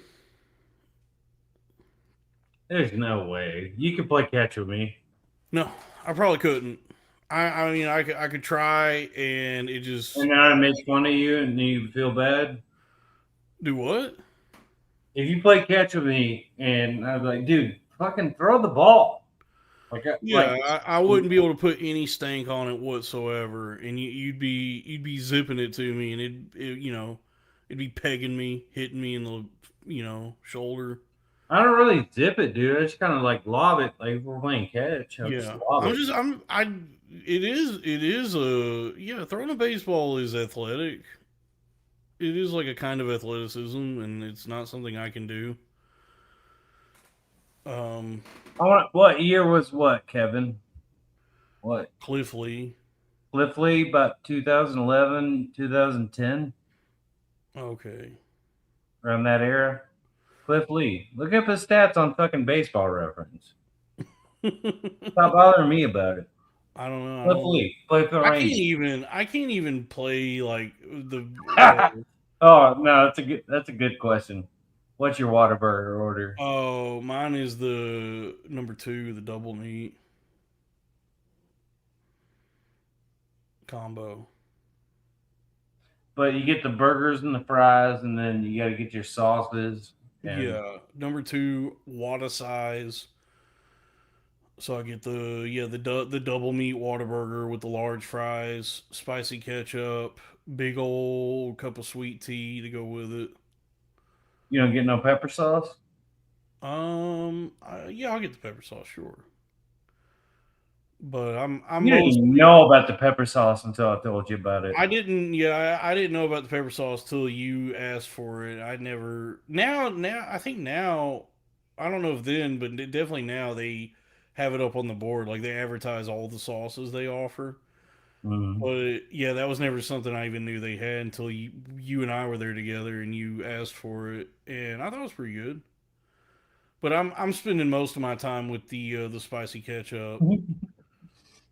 And yeah, I like the double meat if I'm feeling if I'm in a certain mood, I'll get the like the bacon cheeseburger that they got there. The one that I miss that it was like one of their specialty burgers that they had for like a brief moment in time and just never. Oh, A1? The A1 Thick and Hearty burger. Yeah. They haven't brought that back in years. Why are they being shitheads like that? Like, just bring it back. Yeah. Yeah, and I go in there and they be having some bullshit like a fucking Hatch green chili burger or an avocado burger or some bullshit. And it's like, yo, just bring back that fucking A1 Thick and Hearty burger. That shit was awesome. That's pretty fucking gay of them, man. It is pretty gay. I mean, honestly, dude, Whataburger held out for a while, but it's gone the way of every other fast food restaurant in terms of service and quality. Of course, growing up in Texas, I've always had a soft spot for Whataburger. I've always thought it was. Don't pull this In-N-Out Whataburger. No. I don't like In-N-Out. I don't like In-N-Out Burger. I remember when they first started getting them in Texas, being excited about it and then trying it and thinking it wasn't that good. So the one thing in In-N-Out I do like don't is the don't say no. Don't say animal shit. no, No. no, no. It's not. It's nothing to do with the burgers or fries or any of that. If you, and it's not even something that's on the menu. I guess technically it's part of their secret menu, but you can ask for a Neapolitan milkshake, and they'll make you a milkshake that's vanilla, chocolate, and strawberry mixed together. And that was like, if I ever stopped at In-N-Out, that was all I was getting. Don't say no animal style shit though. I didn't, Kevin. I'm not saying animal style. It's I'm not saying. I don't like. I gave In-N-Out plenty of chances. That's several chances, man. I gave it several chances. I was getting the double animal style, animal fries. I tried it all, and every time I was like, the burger's too salty. I don't like the sauce that's on it. The fries are terrible. I didn't like it. Fuck those. Honestly, fuck those fries for real. Yeah, fuck those fries. And everyone I've talked to about this that is an In-N-Out believer always says like, oh, well, that's just Texas In-N-Out. You got to get it in California. And I go, that's bullshit, dude. There's no way that just going to a different state is what makes it is going to be better there. It's just no. You just are loyal to it because you're from California. No, we got better fryers in Texas. What? Yeah, but then again, it's all perspective because it's like, well, I'm from Texas, so I grew up with it. I test a Whataburger, but if somebody that grew up with In-N-Out has Whataburger and says it's not as good as In-N-Out, then it's like I'd fight him. You would be upset. I'm not as much of a zealot about burgers, even though it looks like I would be. I mostly just am like, all right, well, who cares? I prefer Whataburger. It's nothing worth getting too heated about. Yeah, go do your thing. Go get your In-N-Out bullshit, and we'll deal with Whataburger. Yeah. But the last time I went to a Whataburger, and it might be the last time I ever go to a fast food restaurant ever. I don't do the drive-through.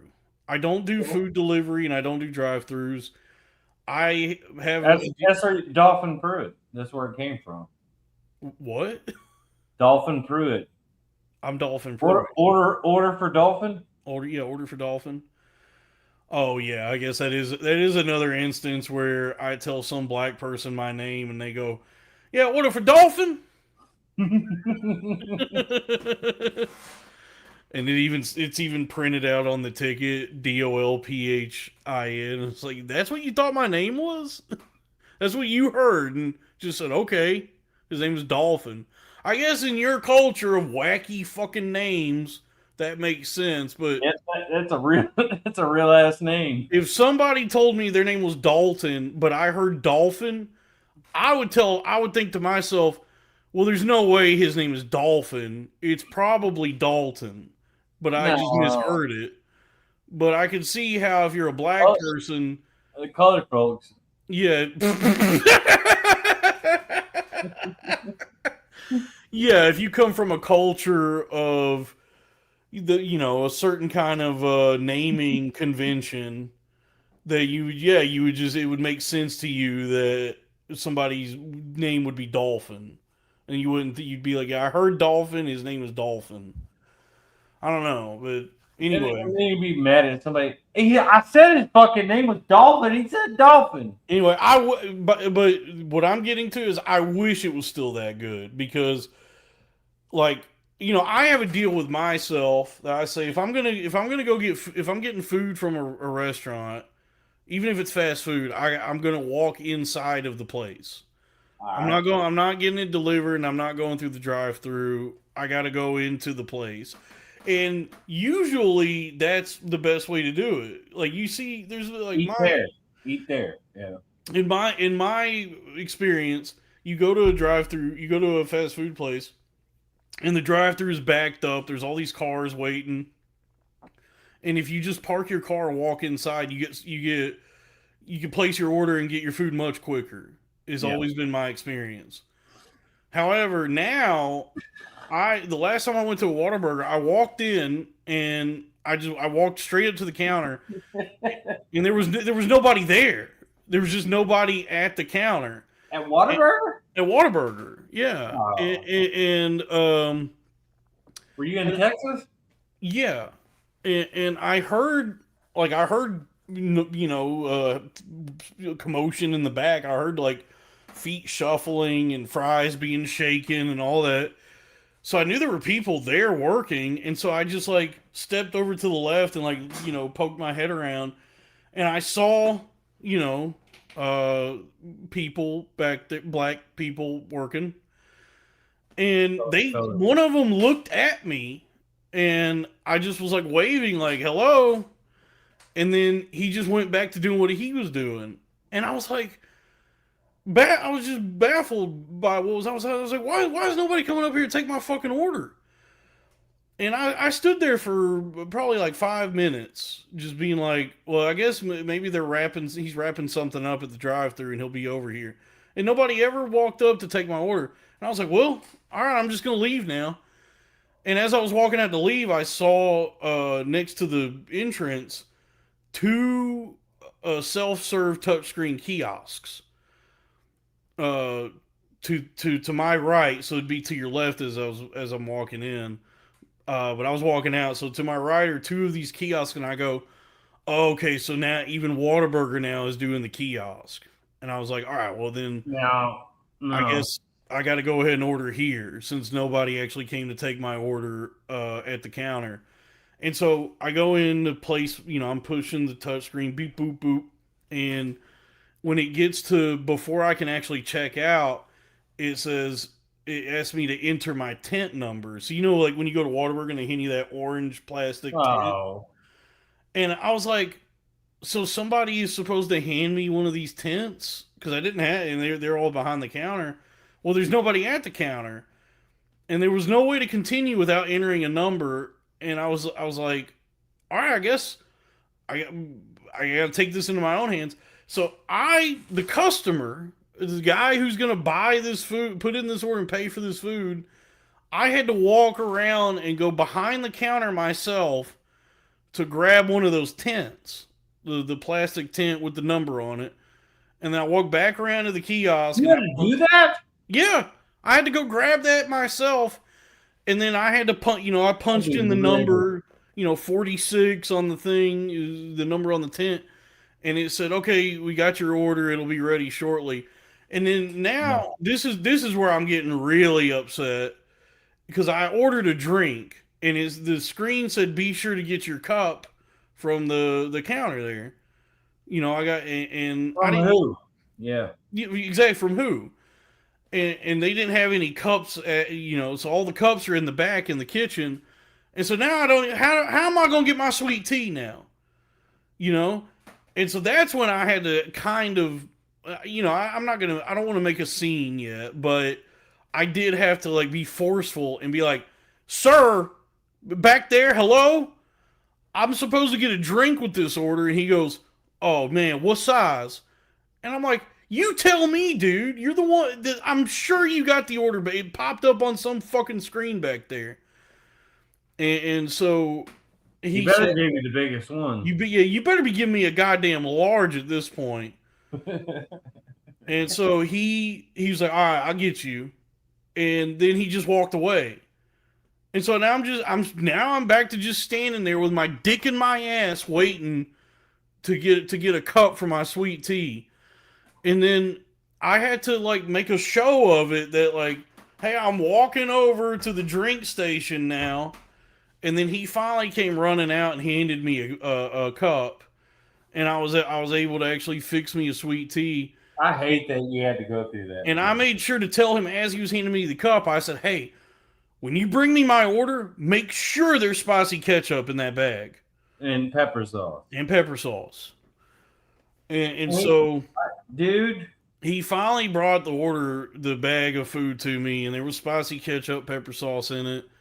But then they still messed up one of the burgers I ordered. So it's like, no matter what, anywhere you go now for fast food, it's just a bunch of glassy-eyed, slack-jawed teenagers staring at you, not without even acknowledging you, acting as though this is their first time ever encountering a customer, and then be themselves unable to perform any of the tasks that they have to do in their job. Which, you know what? I've been dog, through everything. I've been through everything in my life. Divorce, child support, everything. It's like I fucking hate this for you. Like I hate this for you. This is worse than anything. Nobody has suffered like I have. Yeah, nobody's been through what you have been. Nobody has been through such a harrowing experience as being ignored at a Whataburger. I stand by it. I've been through hell and back. Yeah, Not like you have, though. and you couldn't fathom No. going through something as awful as what I went through. This is my Vietnam, dude. I was so mad. I was like, I walked out of that Whataburger and I just was like, I'm never coming fucking back to Whataburger. Fuck this place. Fuck fast food. I'm done with it. I'll just make my own burgers from now on. I'll make a burger at home. I'll make my own sweet tea. I'll figure out. I can buy the spicy ketchup at the store. They do sell it at the store now. They're lucky that I wasn't with you that day, honestly. Because it'd have been 2-1 fucking whatever's back there, you know? Yeah. Yeah, whatever's back there. Not racist. Don't make it racist. I'm not making it racist. Dude, we got 200 joules from Okasha jamming. Thank you for that. Folks, keep the super chats coming. Yeah, so yeah, it was such a disappointing, awful experience at the because like Whataburger was always, a step above everything else in terms of food service. It's a utopia. Do what? It's our utopia. It's a Texas utopia. It was always like just such a magical, awesome place. Like when I was growing up, and for most of my life. It was always, a place of quality. And for them to do that to you, honestly, it's a tragedy. It's a travesty and a tragedy. It's both, yeah. Yeah. Here we got 2 joules, Silver Star from Chris Cunnington. Thank you for that. $5 from Howling Labubu. All said and done. You know that you wanted a BK original chicken sandwich anyway. No. You can get out of here. I do like that chicken sandwich he's talking about. I like that it's long. I like the long sandwich.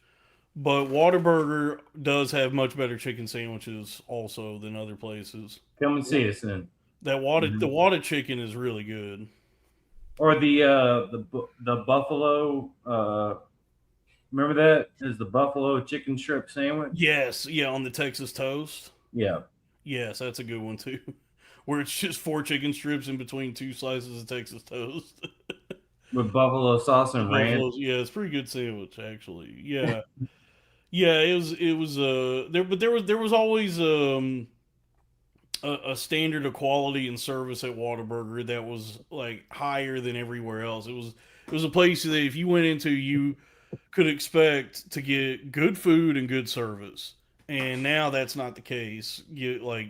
Just with the way everything is deteriorating around us, the only way you get good service in there is country ass whooping, then good service. Like I have to threaten a country ass whooping on everybody there to get good service. I empathize with any fast food worker because I've worked fast food, and that job sucks ass, dude. It's the worst. It's really awful and miserable. So it makes sense, that everybody working there hates their job and doesn't want to actually serve you. You work fast dude because you're gay. And I'm gay. Fast dude. Fast dude,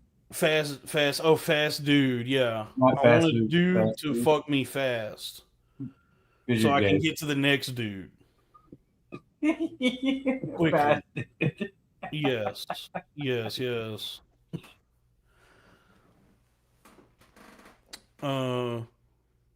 Well, I can empathize with the fast food worker. I'm a communist at heart, so I align with my fellow workers.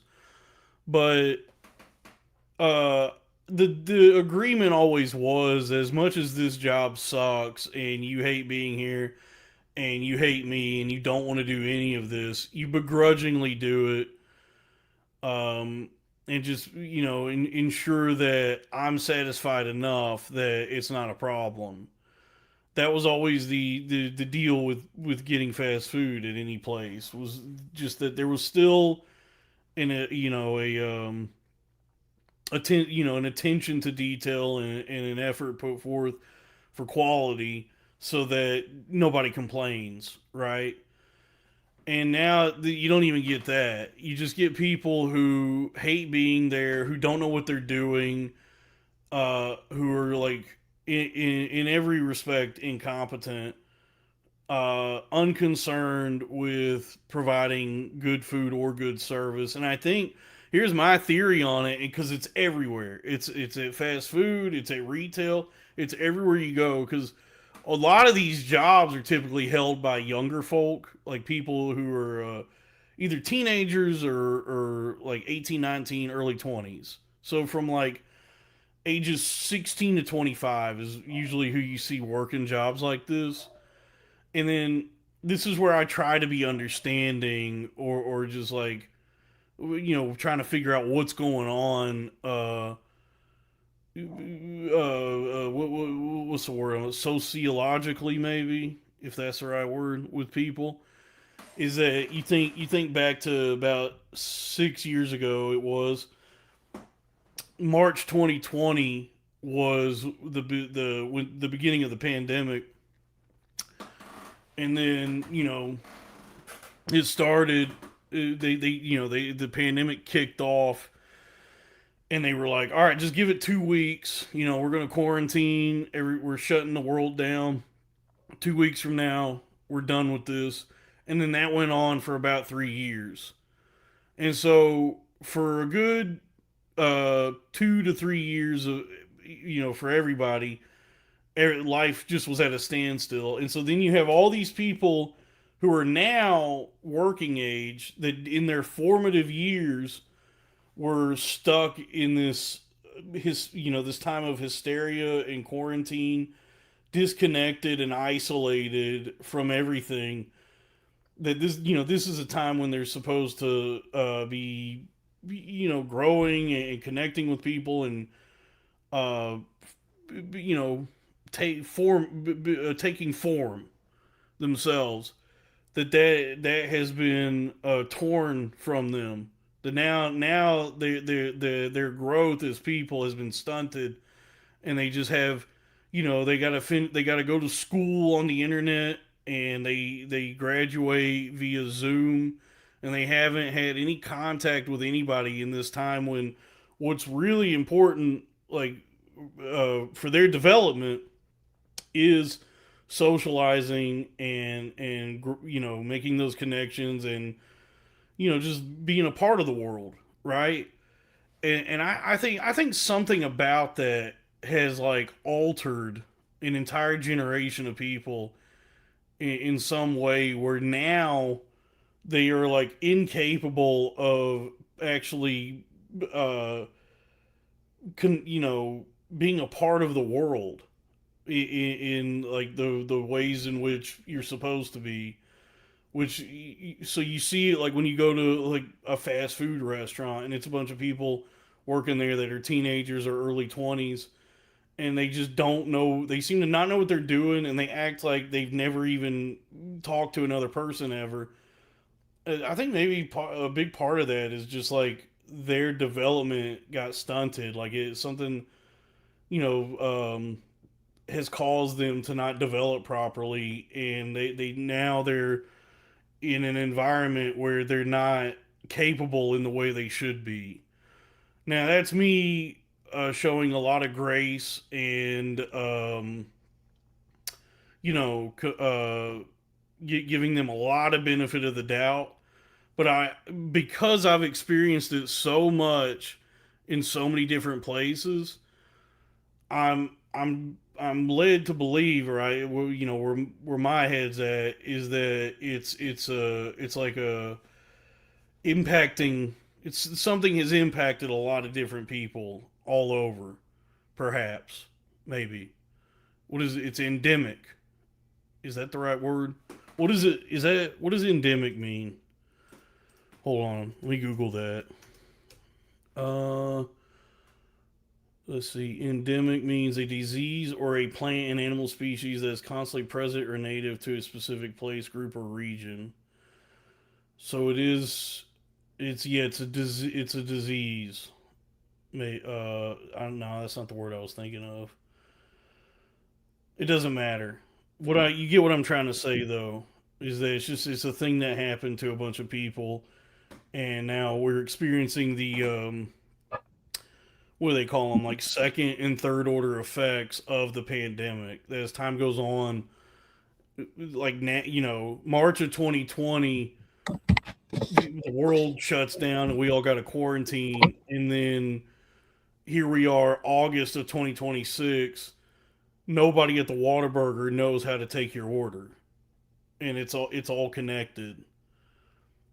Uh, that's just me trying to make sense of a world that no longer makes any sense, and then all now the world we grew up in no longer exists. Kevin, you're back. Yeah. Were people upset about COVID? They were perturbed. About what? Biden. When COVID happened? Joseph Robinette Biden. No, Trump got the ass end of the COVID shit. No, Trump was the president at the beginning of COVID, and he was actually the one that ordered the lockdowns.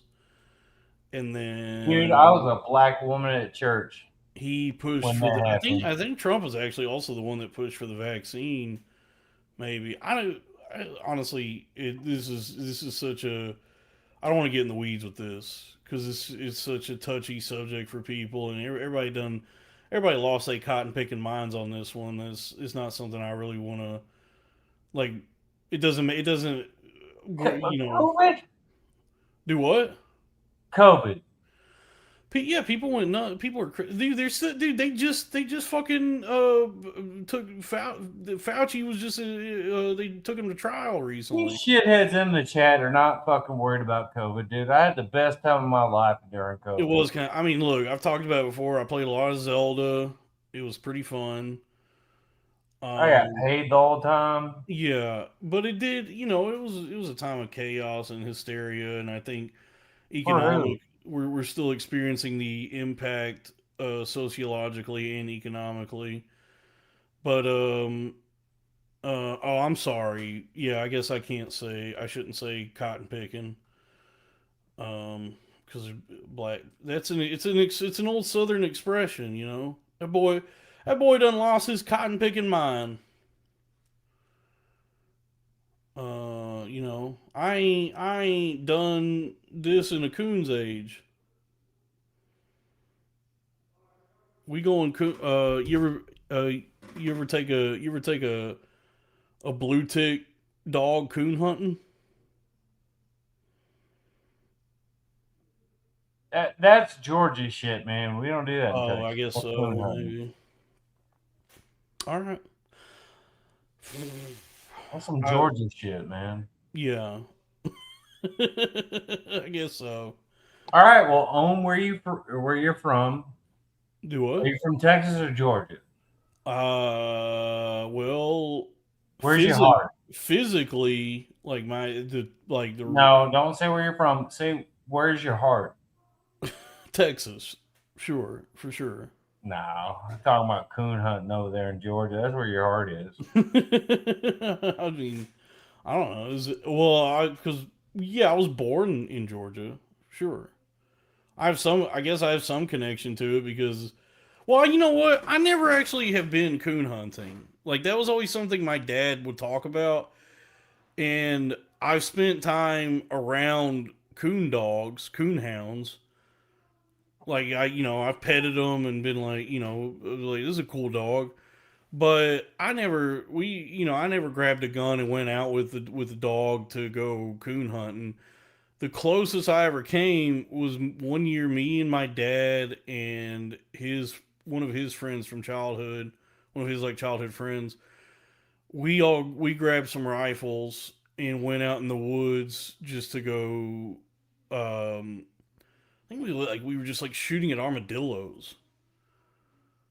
Like I remember like taking some guns out in the woods and my dad being like, "All right, get your sights on this one," and he was like, "See that? Aim at that and then shoot it." And then I shot an armadillo and like blew its shell off, killed it, and then I felt bad about it. I was like, why did I senselessly kill an armadillo? And then it was and I guess it was just like target practice or something. I don't know why we did that, but then it was also Georgia in the summer, so it was like really hot and humid, and I'm a fat little boy, so I just remember on the walk back to the house, my dad's friend's house, I got too hot, and then I had to take my shirt off and dunk it in the river, and then put my wet shirt back on to cool off. And I had to sit down for a little while because I was like, I'm having trouble breathing because it's so hot and humid, and I'm not physically in shape enough to handle this. But I did. So I never. What I'm saying though is that I never did actually go coon hunting proper. I never went out with a dog and shot raccoons, but I did go out with my dad and his friend, and I shot an armadillo. And in the sense that I didn't do it proper, that it's over. yeah, but I would say all the good memories I have of anything from my past, and where I would say if anybody asked me where you from, I would say Texas for sure. I don't have a lot. We'll let you be from here. Yeah, I don't really have that many memories of Georgia. And the ones I do have are like stuff like that, where it's just stuff that makes me feel bad. Right, but the only reason you're allowed to be from here is because we let you be from here. Sure. I mean, I did grow up. That you're from here, but not really. I did mostly grow up in Texas. Like most of my from sixth grade onward is where it was in Texas.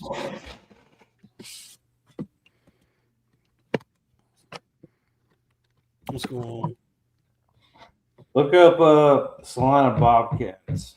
That's my fucking alma mater. What is it? The Salina Bobcats, Salina, Texas. Salina? Salina. Oh, I thought you were saying Solana. I was like, I know a lot about Solana. The Salina Bobcat. I don't know where's Salina. It's in fucking Texas. Is it in Salina? In Texas. Okay.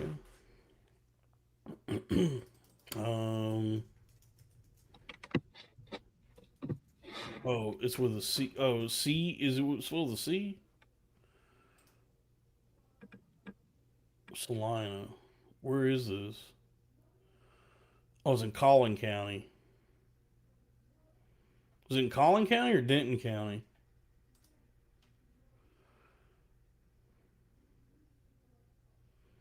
Did you freeze again? I think Kevin's frozen again. Do I have family in Macon? No. Not in Macon. I got family in McDonough. I got some McDonough and then Vidalia. So I was born in Vidalia, and then my dad worked at the prison, the federal prison in Jessup. So like up until I was 7, we lived in Jessup, and they got a paper mill there in Jessup. So what I remember from that time is it stunk really bad because of the paper mill. And then, well, yeah, when I was 7, my dad got, because it was a government job, so he got transferred to another prison in somewhere in North Carolina. I can't remember the town, but it was somewhere near Raleigh. So we moved there, and then shortly after that, he got transferred again to Lee County, Virginia, the federal prison they got there.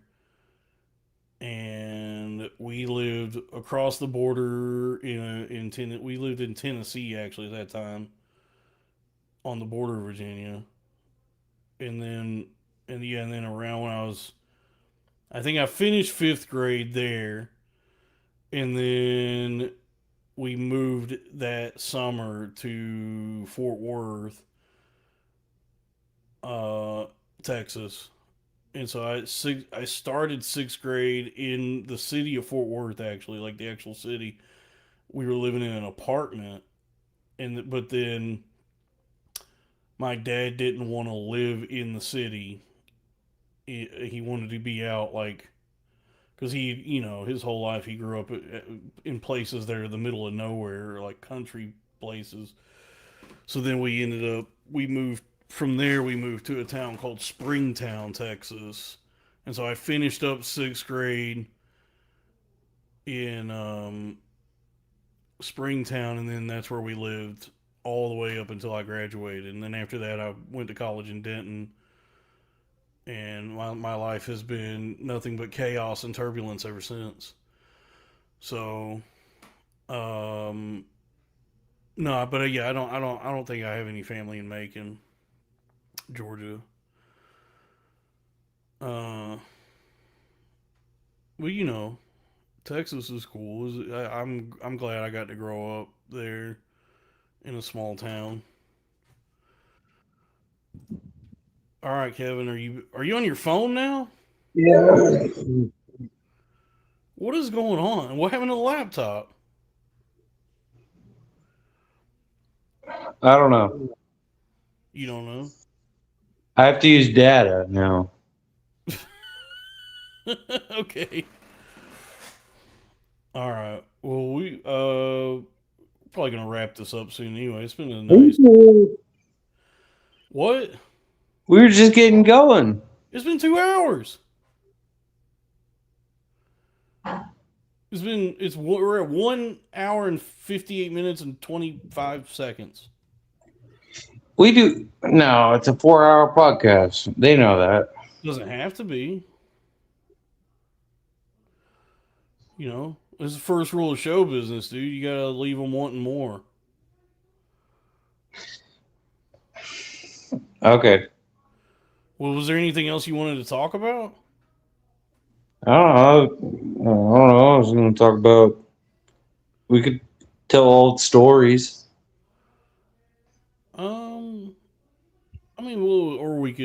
We could save that for like when your laptop is working. Can you not hear me? I can hear it's coming in. Yeah, I can hear you. Let's tell some old stories, man. Okay. Like what? Talk about that Chinese bitch at she was like a waitress or something. All right. Remember her? Mei Lee? Yeah. She wasn't Chinese, she was Taiwanese. Whatever she was. But her dad owns a Chinese buffet in Wichita Falls. Right. Yeah.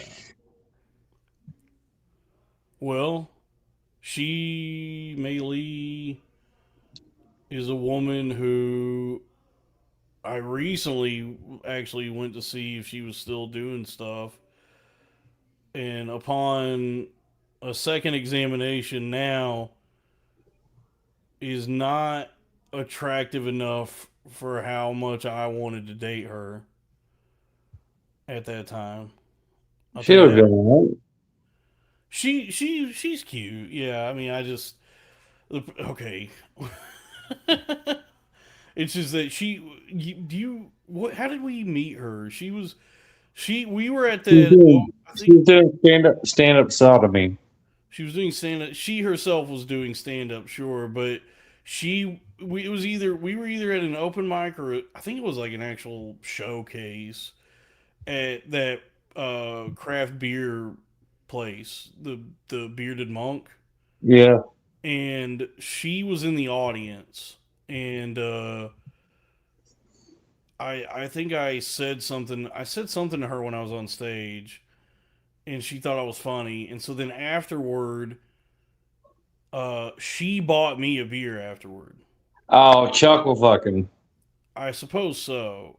And so then she and I kind of hit it off that night, and like I would see her around after that, and she was like wanting to, she was like making the effort to like sit close to me and putting out signals, right? Mm-hmm. Then eventually she invited me to. She had just gotten this like efficiency. Oh, the apartment or the it's like a shack, really. Yeah, she had just gotten this efficiency apartment, and she invited me to this like housewarming party she was throwing for herself, and it was just this tiny little apartment near the highway in Denton, and so I go to this party, and it's all just like the whole apartment is just one room, and she's got a cat, so the whole place smells like cat and cat shit, but there was all this liquor and beer, and she had set up a beer pong table, and so we were all drinking, and yeah, you and I were living together at the time. And you're in my apartment. Yeah, I was living at your apartment. It was your apartment too. Yeah, but we were roommates, but also your girlfriend at the time lived with us, and she was pregnant. So I was over at May Lee's efficiency apartment housewarming, and everybody, all me, her, and everybody that was there got drunk as shit. And I was like trying to assess the situation while I was there to see like, is she interested in me, or are there other suitors? Am I competing with anybody? And it did seem that way, and it got to be like late in the night, and people were like, people had left, and it felt like, okay, I'm not gonna there will be no pussy this night. And so I was like way too drunk to get home, and I didn't know like what I was gonna do. So I called you to ask you to come pick me up, and you were like, it was a big inconvenience for you, but because you're a good friend, you were like, all right, I'll be there. Now, the funniest thing is that we got there, and she kept trying to give my pregnant girlfriend alcohol. Well, here's what happened. But in the time between that phone call that I made to you and when you guys got there, the last other guy had left, and then May Lee, like, she was like, I gotta go. She like put on more lipstick or something. Like she did something to signal to me that maybe I'll get some pussy tonight. Because she was being like, she started getting like really flirty with me because I was the only one still there, and she made it seem like she wanted me to stay. And so then I'd have been fine with that. I'd knock on the doors, counting on getting pussy. I'd be like, all right, we'll go back home. I'd have been fine with that.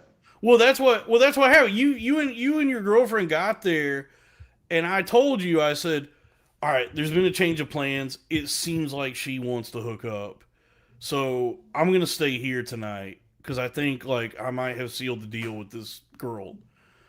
But I don't think you were too upset about it. Your girlfriend at the time was fucking livid that y'all had to drive 3 miles to because it wasn't. I mean, it wasn't like it was. Don't say 3 miles. It wasn't 3 miles. It was what like a 10-minute drive. More than that, maybe 12. Like it wasn't 15, but it wasn't 10. In her defense, it was an inconvenience for both of you. It was like it was putting you guys out. Fucking night, but also I had the day off, so it didn't upset me because I had the day off. but she was fucking furious, and she was very visibly pregnant. And but Mei Lee was drunk and kept offering her shots of liquor, and she was like, "No, I'm pregnant." And she kept insisting, like, she's no ancient Chinese secret. You know, you can go ahead, you can drink or what. Like, she kept and she just was like, "No, I'm not. I can't drink."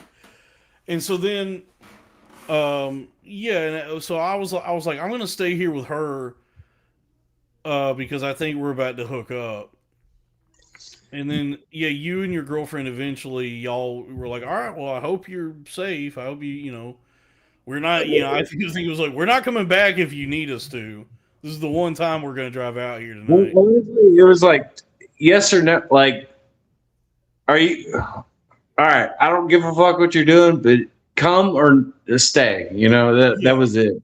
Yeah, and I was like, I'm staying here. I'm definitely going to stay here because And I then I think had to get you back in the morning. no, you didn't have to come back in the morning because here's what happened. So when you guys left, she and I did go to bed together and were fooling around. So we was kissing and we were making out, kissing, tongue and everything. And I felt up on her titties. That was cool. And then when I tried to go further, I think I went to put my hand down her pants. She like grabbed my wrist and was like, "No, like we can't." Yeah, she was like, we can't go any further. I got to tell you something really important. I have a boyfriend. Yeah, I remember that. Yeah, and I just was like, that's pertinent information I probably should have known prior to this. And so, like, but we didn't stop. We just kept making out, and then that just fizzled out. And If you're already making out, just fuck. Like what? yeah, I don't understand. I don't understand. Like she's already pretty much cheated on the guy at that point. Please let me have some pussy. Yeah. But yeah, she stopped it there, and then I was like drunk enough. Here's the thing: I did not rape this girl. I didn't go beyond where she was comfortable. So dollar back, Golden. Well, I'm just saying, I'll pat myself on the back there that I was really drunk, but even in my state of intoxication, I had drunken stupor. My drunken stupor. I had no desire to rape her. I would never want to do anything that somebody's not comfortable with, and I don't want to force myself onto anybody. You're a better man than me. Yeah. I'm a better man than you. You would have. No, I'm just fucking with you. Yeah, but when it was apparent to me at that point that she did not want to have sex, I stay up too late. I just went to sleep, and then the next day, like we woke up, and then I did go over there, and it was daylight. I don't know what I was doing over there. I was looking for you or something, and you weren't there. Yeah, I don't know. But then, the next day we woke up, and I didn't realize it the night before. There was another person still at that apartment.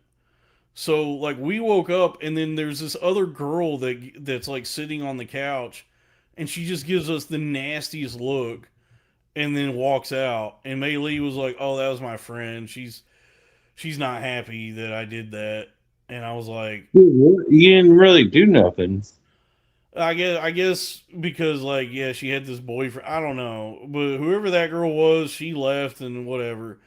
And then, but then like that morning, dude, it was so weird because like that morning, Mei Lee was like being all touchy feely with me, and like we gave each other some more kisses.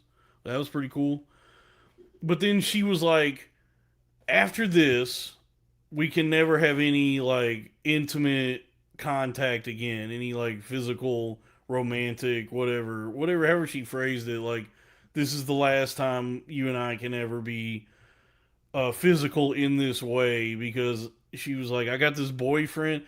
It was like the most convoluted shit because she was like, I got this boyfriend. Skype boyfriend. No, it was like somebody. It was like she was like, I got a boyfriend. He's in China right now, and I was like, all right, well that checks out. Skype boyfriend. No, it wasn't a Skype boyfriend. Let me tell you. Let me tell you what it was, because but it was like very convoluted. Because she was like, I got this boyfriend who lives in China right now, and I go, well that checks out because I see from your eyes.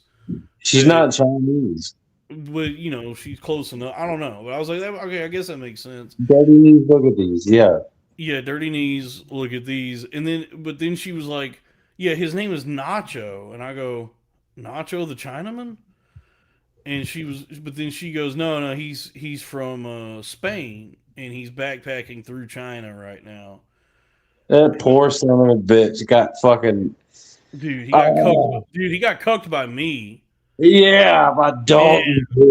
Man, think about how devastating that must be for him when he finds that out. Yeah, he got cucked by Dalton Pruitt. Yeah. So she tells me all about this guy, and the whole time she's telling me about him, we're like fondling each other. It was so weird. And then, did you came and picked me up? I don't know if I definitely went by there the next morning looking for you. I remember there was one time it was like one time in the morning there, because that wasn't the last time I went over there, but I remember there was one time I just like stepped outside and just walked home. Like it took me like an hour, but I just walked back to the car. That I was looking for you, and you'd already walked home. Yeah, and so that was in the days when I was regular. I was pretty pissed too. It's like, dude, he said he he needed me. I'm here, and like I went there in the nighttime and the daytime, and both times I couldn't get you. Yeah, and so come to find out, like she was doing improv at the Dallas Comedy House. All right, yeah, have a good time.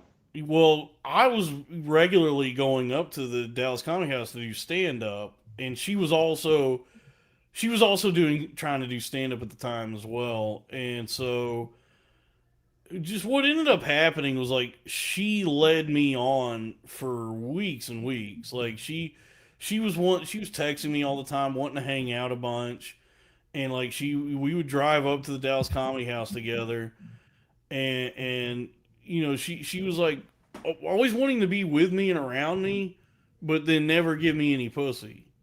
And that was really infuriating and painful.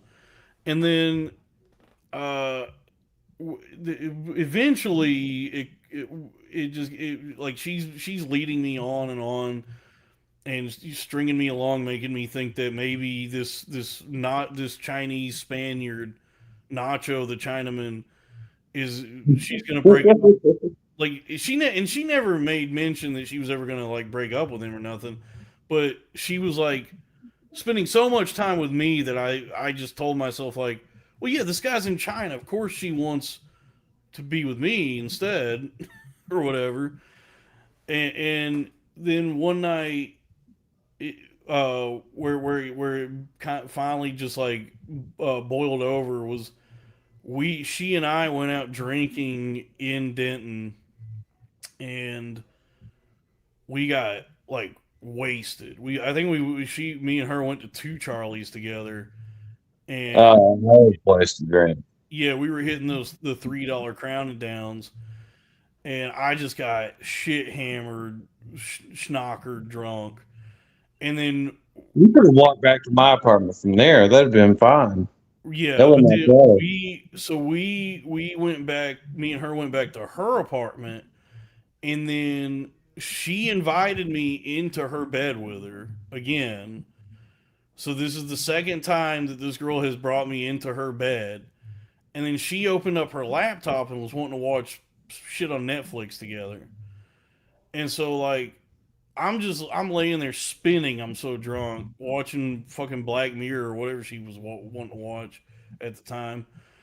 And as we're watching Netflix on her laptop, And I remember I thought it was really gross. At one point, she did bring a bowl of macaroni and cheese into bed, and I was like, "I am hungry, thank you, but eating in the bed is crazy. This is gross." But we ate some macaroni and cheese together, and then we're watching Netflix on our laptop.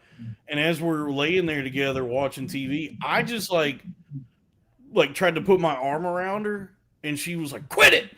She was getting really mad. And I want to reiterate that I did not rape this woman. I never raped her.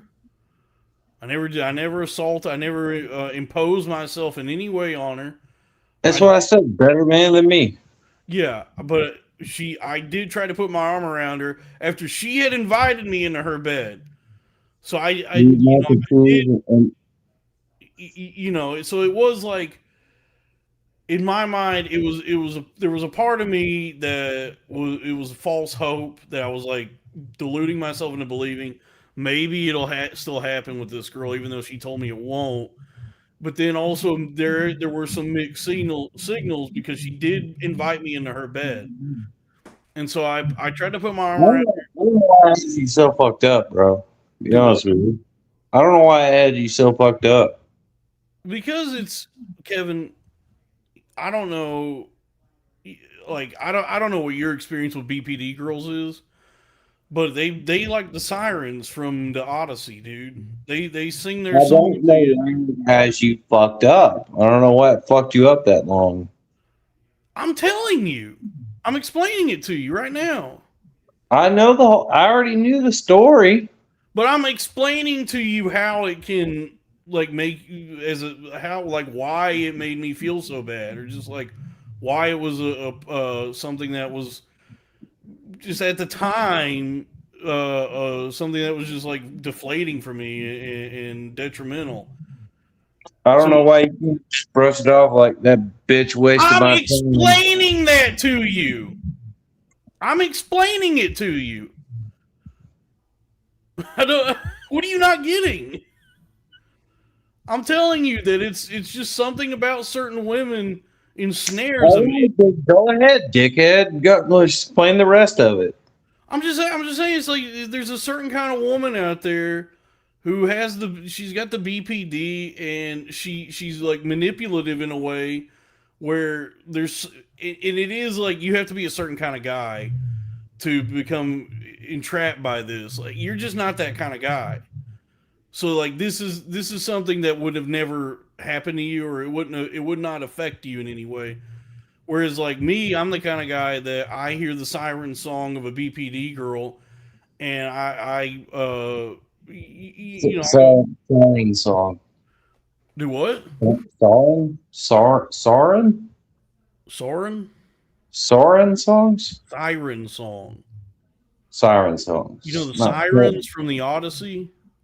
I'm talking about Sauron from, like, is that Lord of the Rings? Sauron? That's a different guy. That's a guy. That's gay. If you listen to the Sauron song,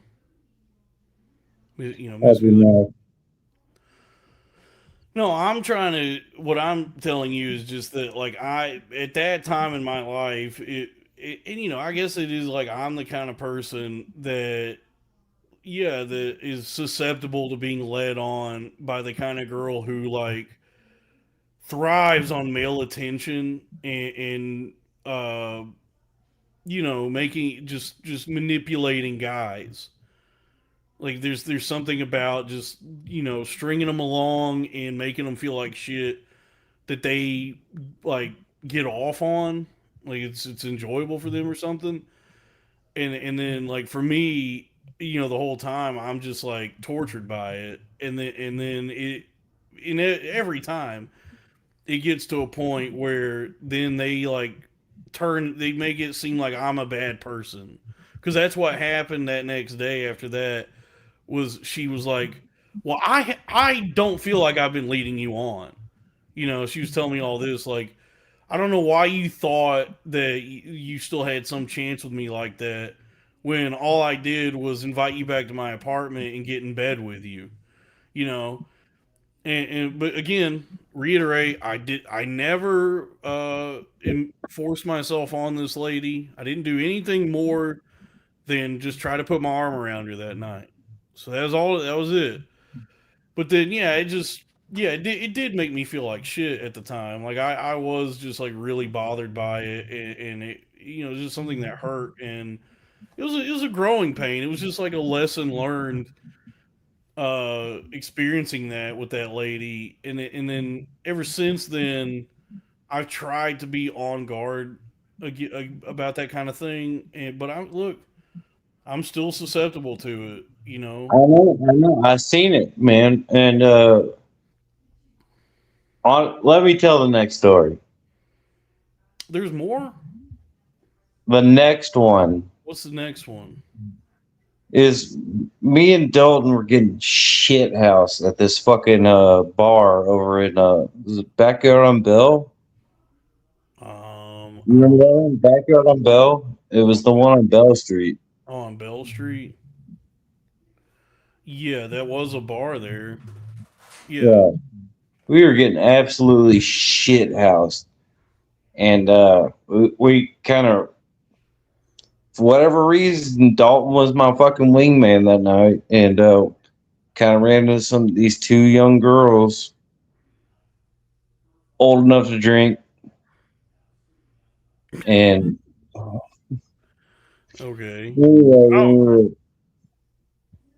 What? So far I don't remember this. All right.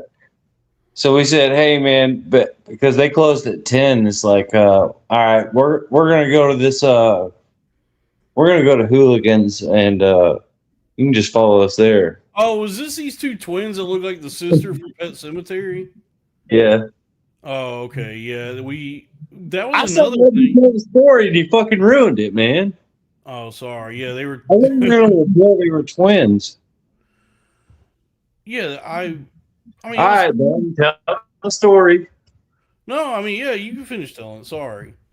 No, you already ruined it. Just tell the story now. We went to that bar Hooligans to drink more with these girls, and they were telling us that they're twin sisters. And then, yeah, you and I, we each got one, and we made out with our respective twin. Like they both made out with us there. The funniest thing is that they rejected us after. It's like, oh, come back. I was like, tell them to come back to my apartment, and they said, no, I got a boyfriend. Yeah, they each had a boyfriend. Like both of them had boyfriends, and so that was another instance where. But I looked at Dalton, and he got depressed, and I was like, dude, and twins, and he goes like, all right, yeah, about back in good spirits. I guess, I mean, that is cool, but just what I remember about them is they were twins, so they looked exactly the same, but they both looked like the fucked up sister from Pet Cemetery. It's also fucked up. You ruined the whole story, and nobody's gonna believe that me and you fucking had a twin. You know. It's not like we had group sex with them. It's not like me and you fucked these two twins. We made out with them at a bar, and we did. I think people would believe that. I think that's believable. Sure, dude. Who else would do like what other fucking dude? It would be that's me and you. We did that. Nobody else has done that. Yeah, I think it's believable that you and I both made out with unattractive twins at a bar in Denton. They were hot, bro. They weren't ugly. I mean, to be honest with you, I was so drunk that night that I don't really remember what they looked like. I remember they were like really skinny. All right. Well, skinny's hot, kinda. Oh, sure. Yeah, like whatever Ariana Grande's got going on now. Pretty cool. I don't know. To me, I always thought that was like the best story is that me and my boy went out and made out with these fucking twin. Like we both had our respective twins. You know, it's pretty cool. Yeah. Who else has done that? What other group of friends that you have that have ever done that? I don't know anybody else. I mean, I feel like it's probably happened for other people, sure, but no, I don't know anybody. Not even close, bro. And the funniest thing is that Dalton's girl said, "No, I got a boyfriend. I love him," and he got depressed. And I was like, "Dude, what are you fucking depressed about, man?" I don't know, man. I'm out of that, and we go, and twins. Unfortunately, I'm an emotional guy. Just certain different things affect me differently than they would you. I couldn't even find a reason to be depressed about that. But I was just pretty depressed in general back in those days. That's why you needed me, bro. Yep. Honestly, you moved up to New York, shit went sour. I could have wrangled you back then, man. I suppose so. Not everything was bad up there. I did a lot of good work that has carried over to, it was not in vain, and I'm continuing on from where I left off. And twins. Yeah, I love hanging with my friends.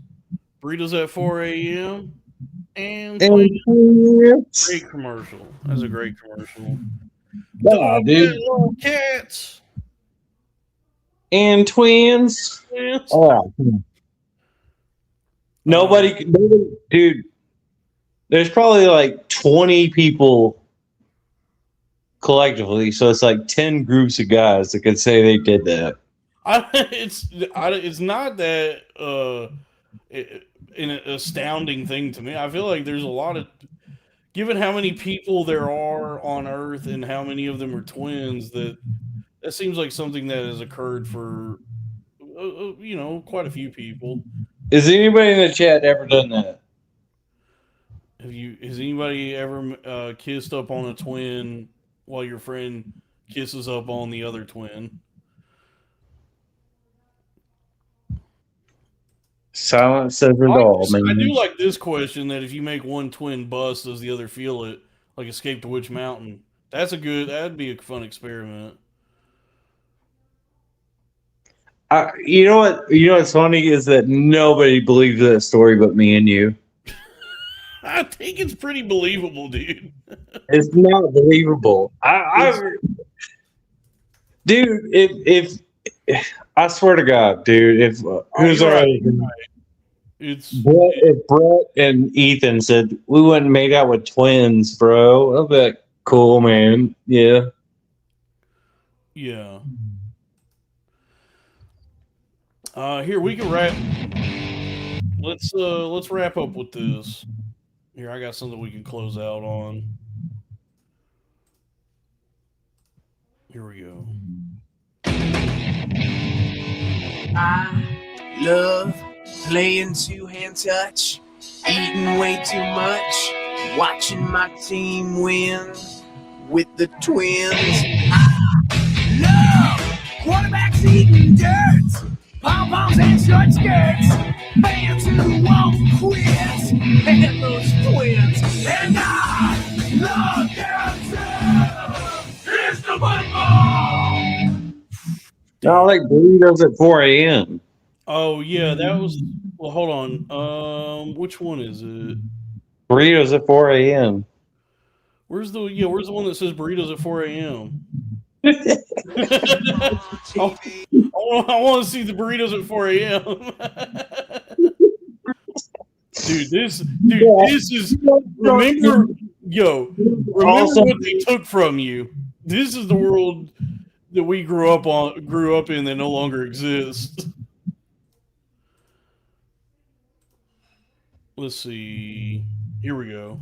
Football on TV, shots of Gina Lee, hanging with my friends and twins.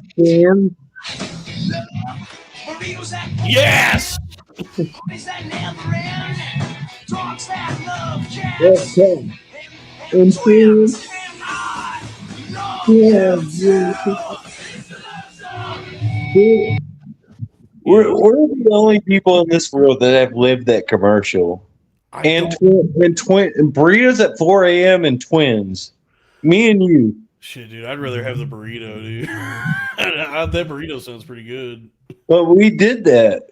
We did do that, Kevin. If you don't think we had burritos at 4 a.m., we definitely we certainly had more burritos at 4 a.m. than we've had twins. That's for sure. But we did have twins. We did for a brief, bright, shining moment. Not only do we have the burritos at 4 a.m., we also had twins. That one, but how do you not glorify that? You don't tell that story? No, not really. It's just a story where nothing really happened. I kissed a girl and then she said she felt bad and left.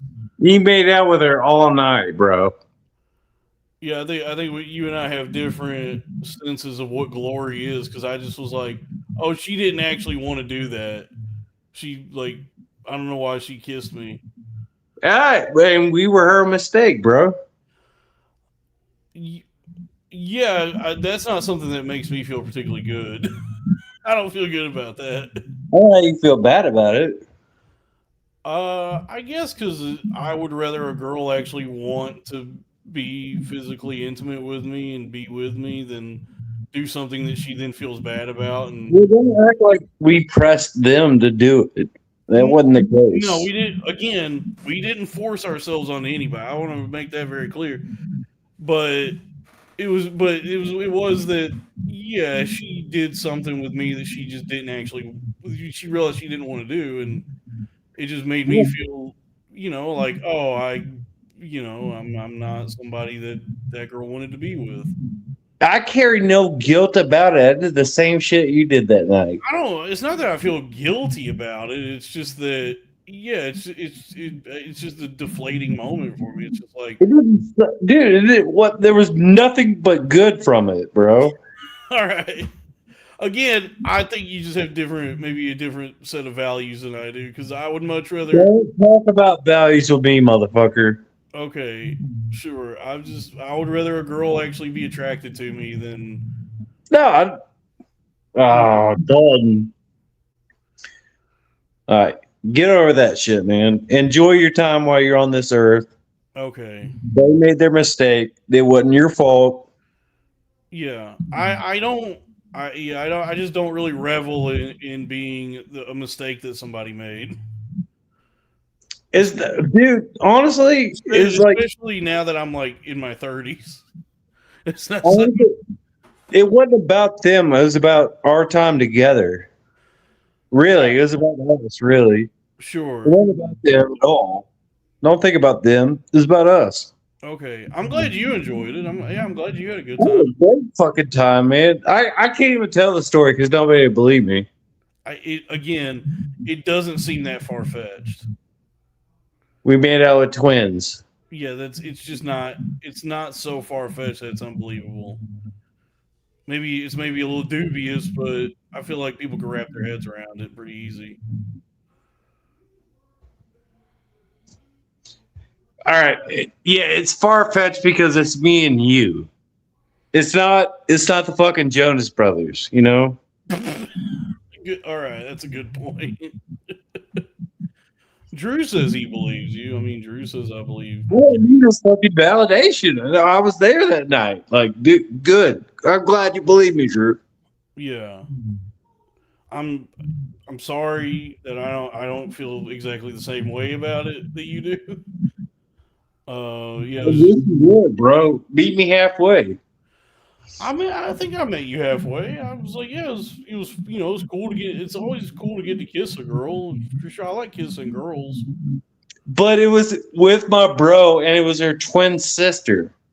Yeah. Okay. And they both had boyfriends. Yeah. That sucked. I kind of agree with what Insidious is saying, that what's not to believe. You made out with some ladies. It's like, yeah, I mean, a lot of people make out with a lot of ladies. I guess it is like, the chances of it being twins, is less.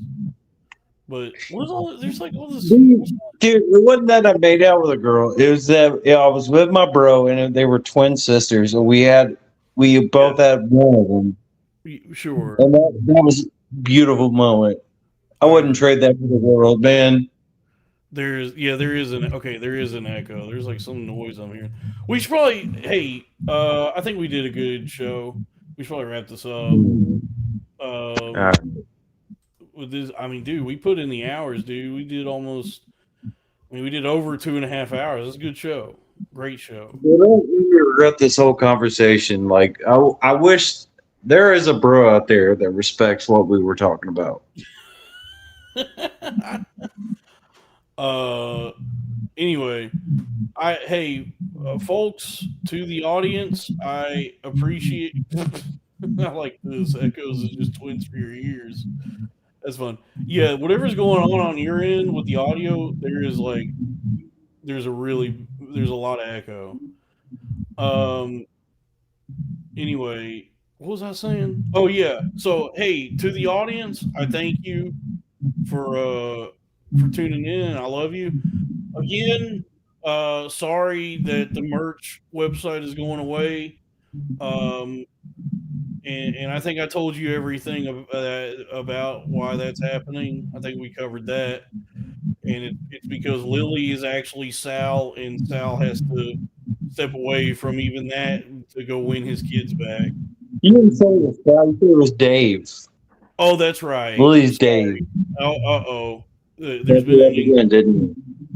been an inconsistency in my story. Lily is actually Dave, and he has to step away from doing the merch to go play with AI more. So, but there's no hard feelings with anybody.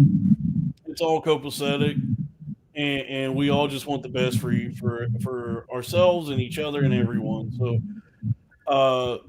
thank you to everybody, and please subscribe to the Patreon, patreon.com/Cornfed with Dalton Pruitt. I love you all. I love you, Kevin. And good night, everybody. Rita's at 4 a.m. No, get out on this, man. I'm sorry. Hold on, it's not ending it.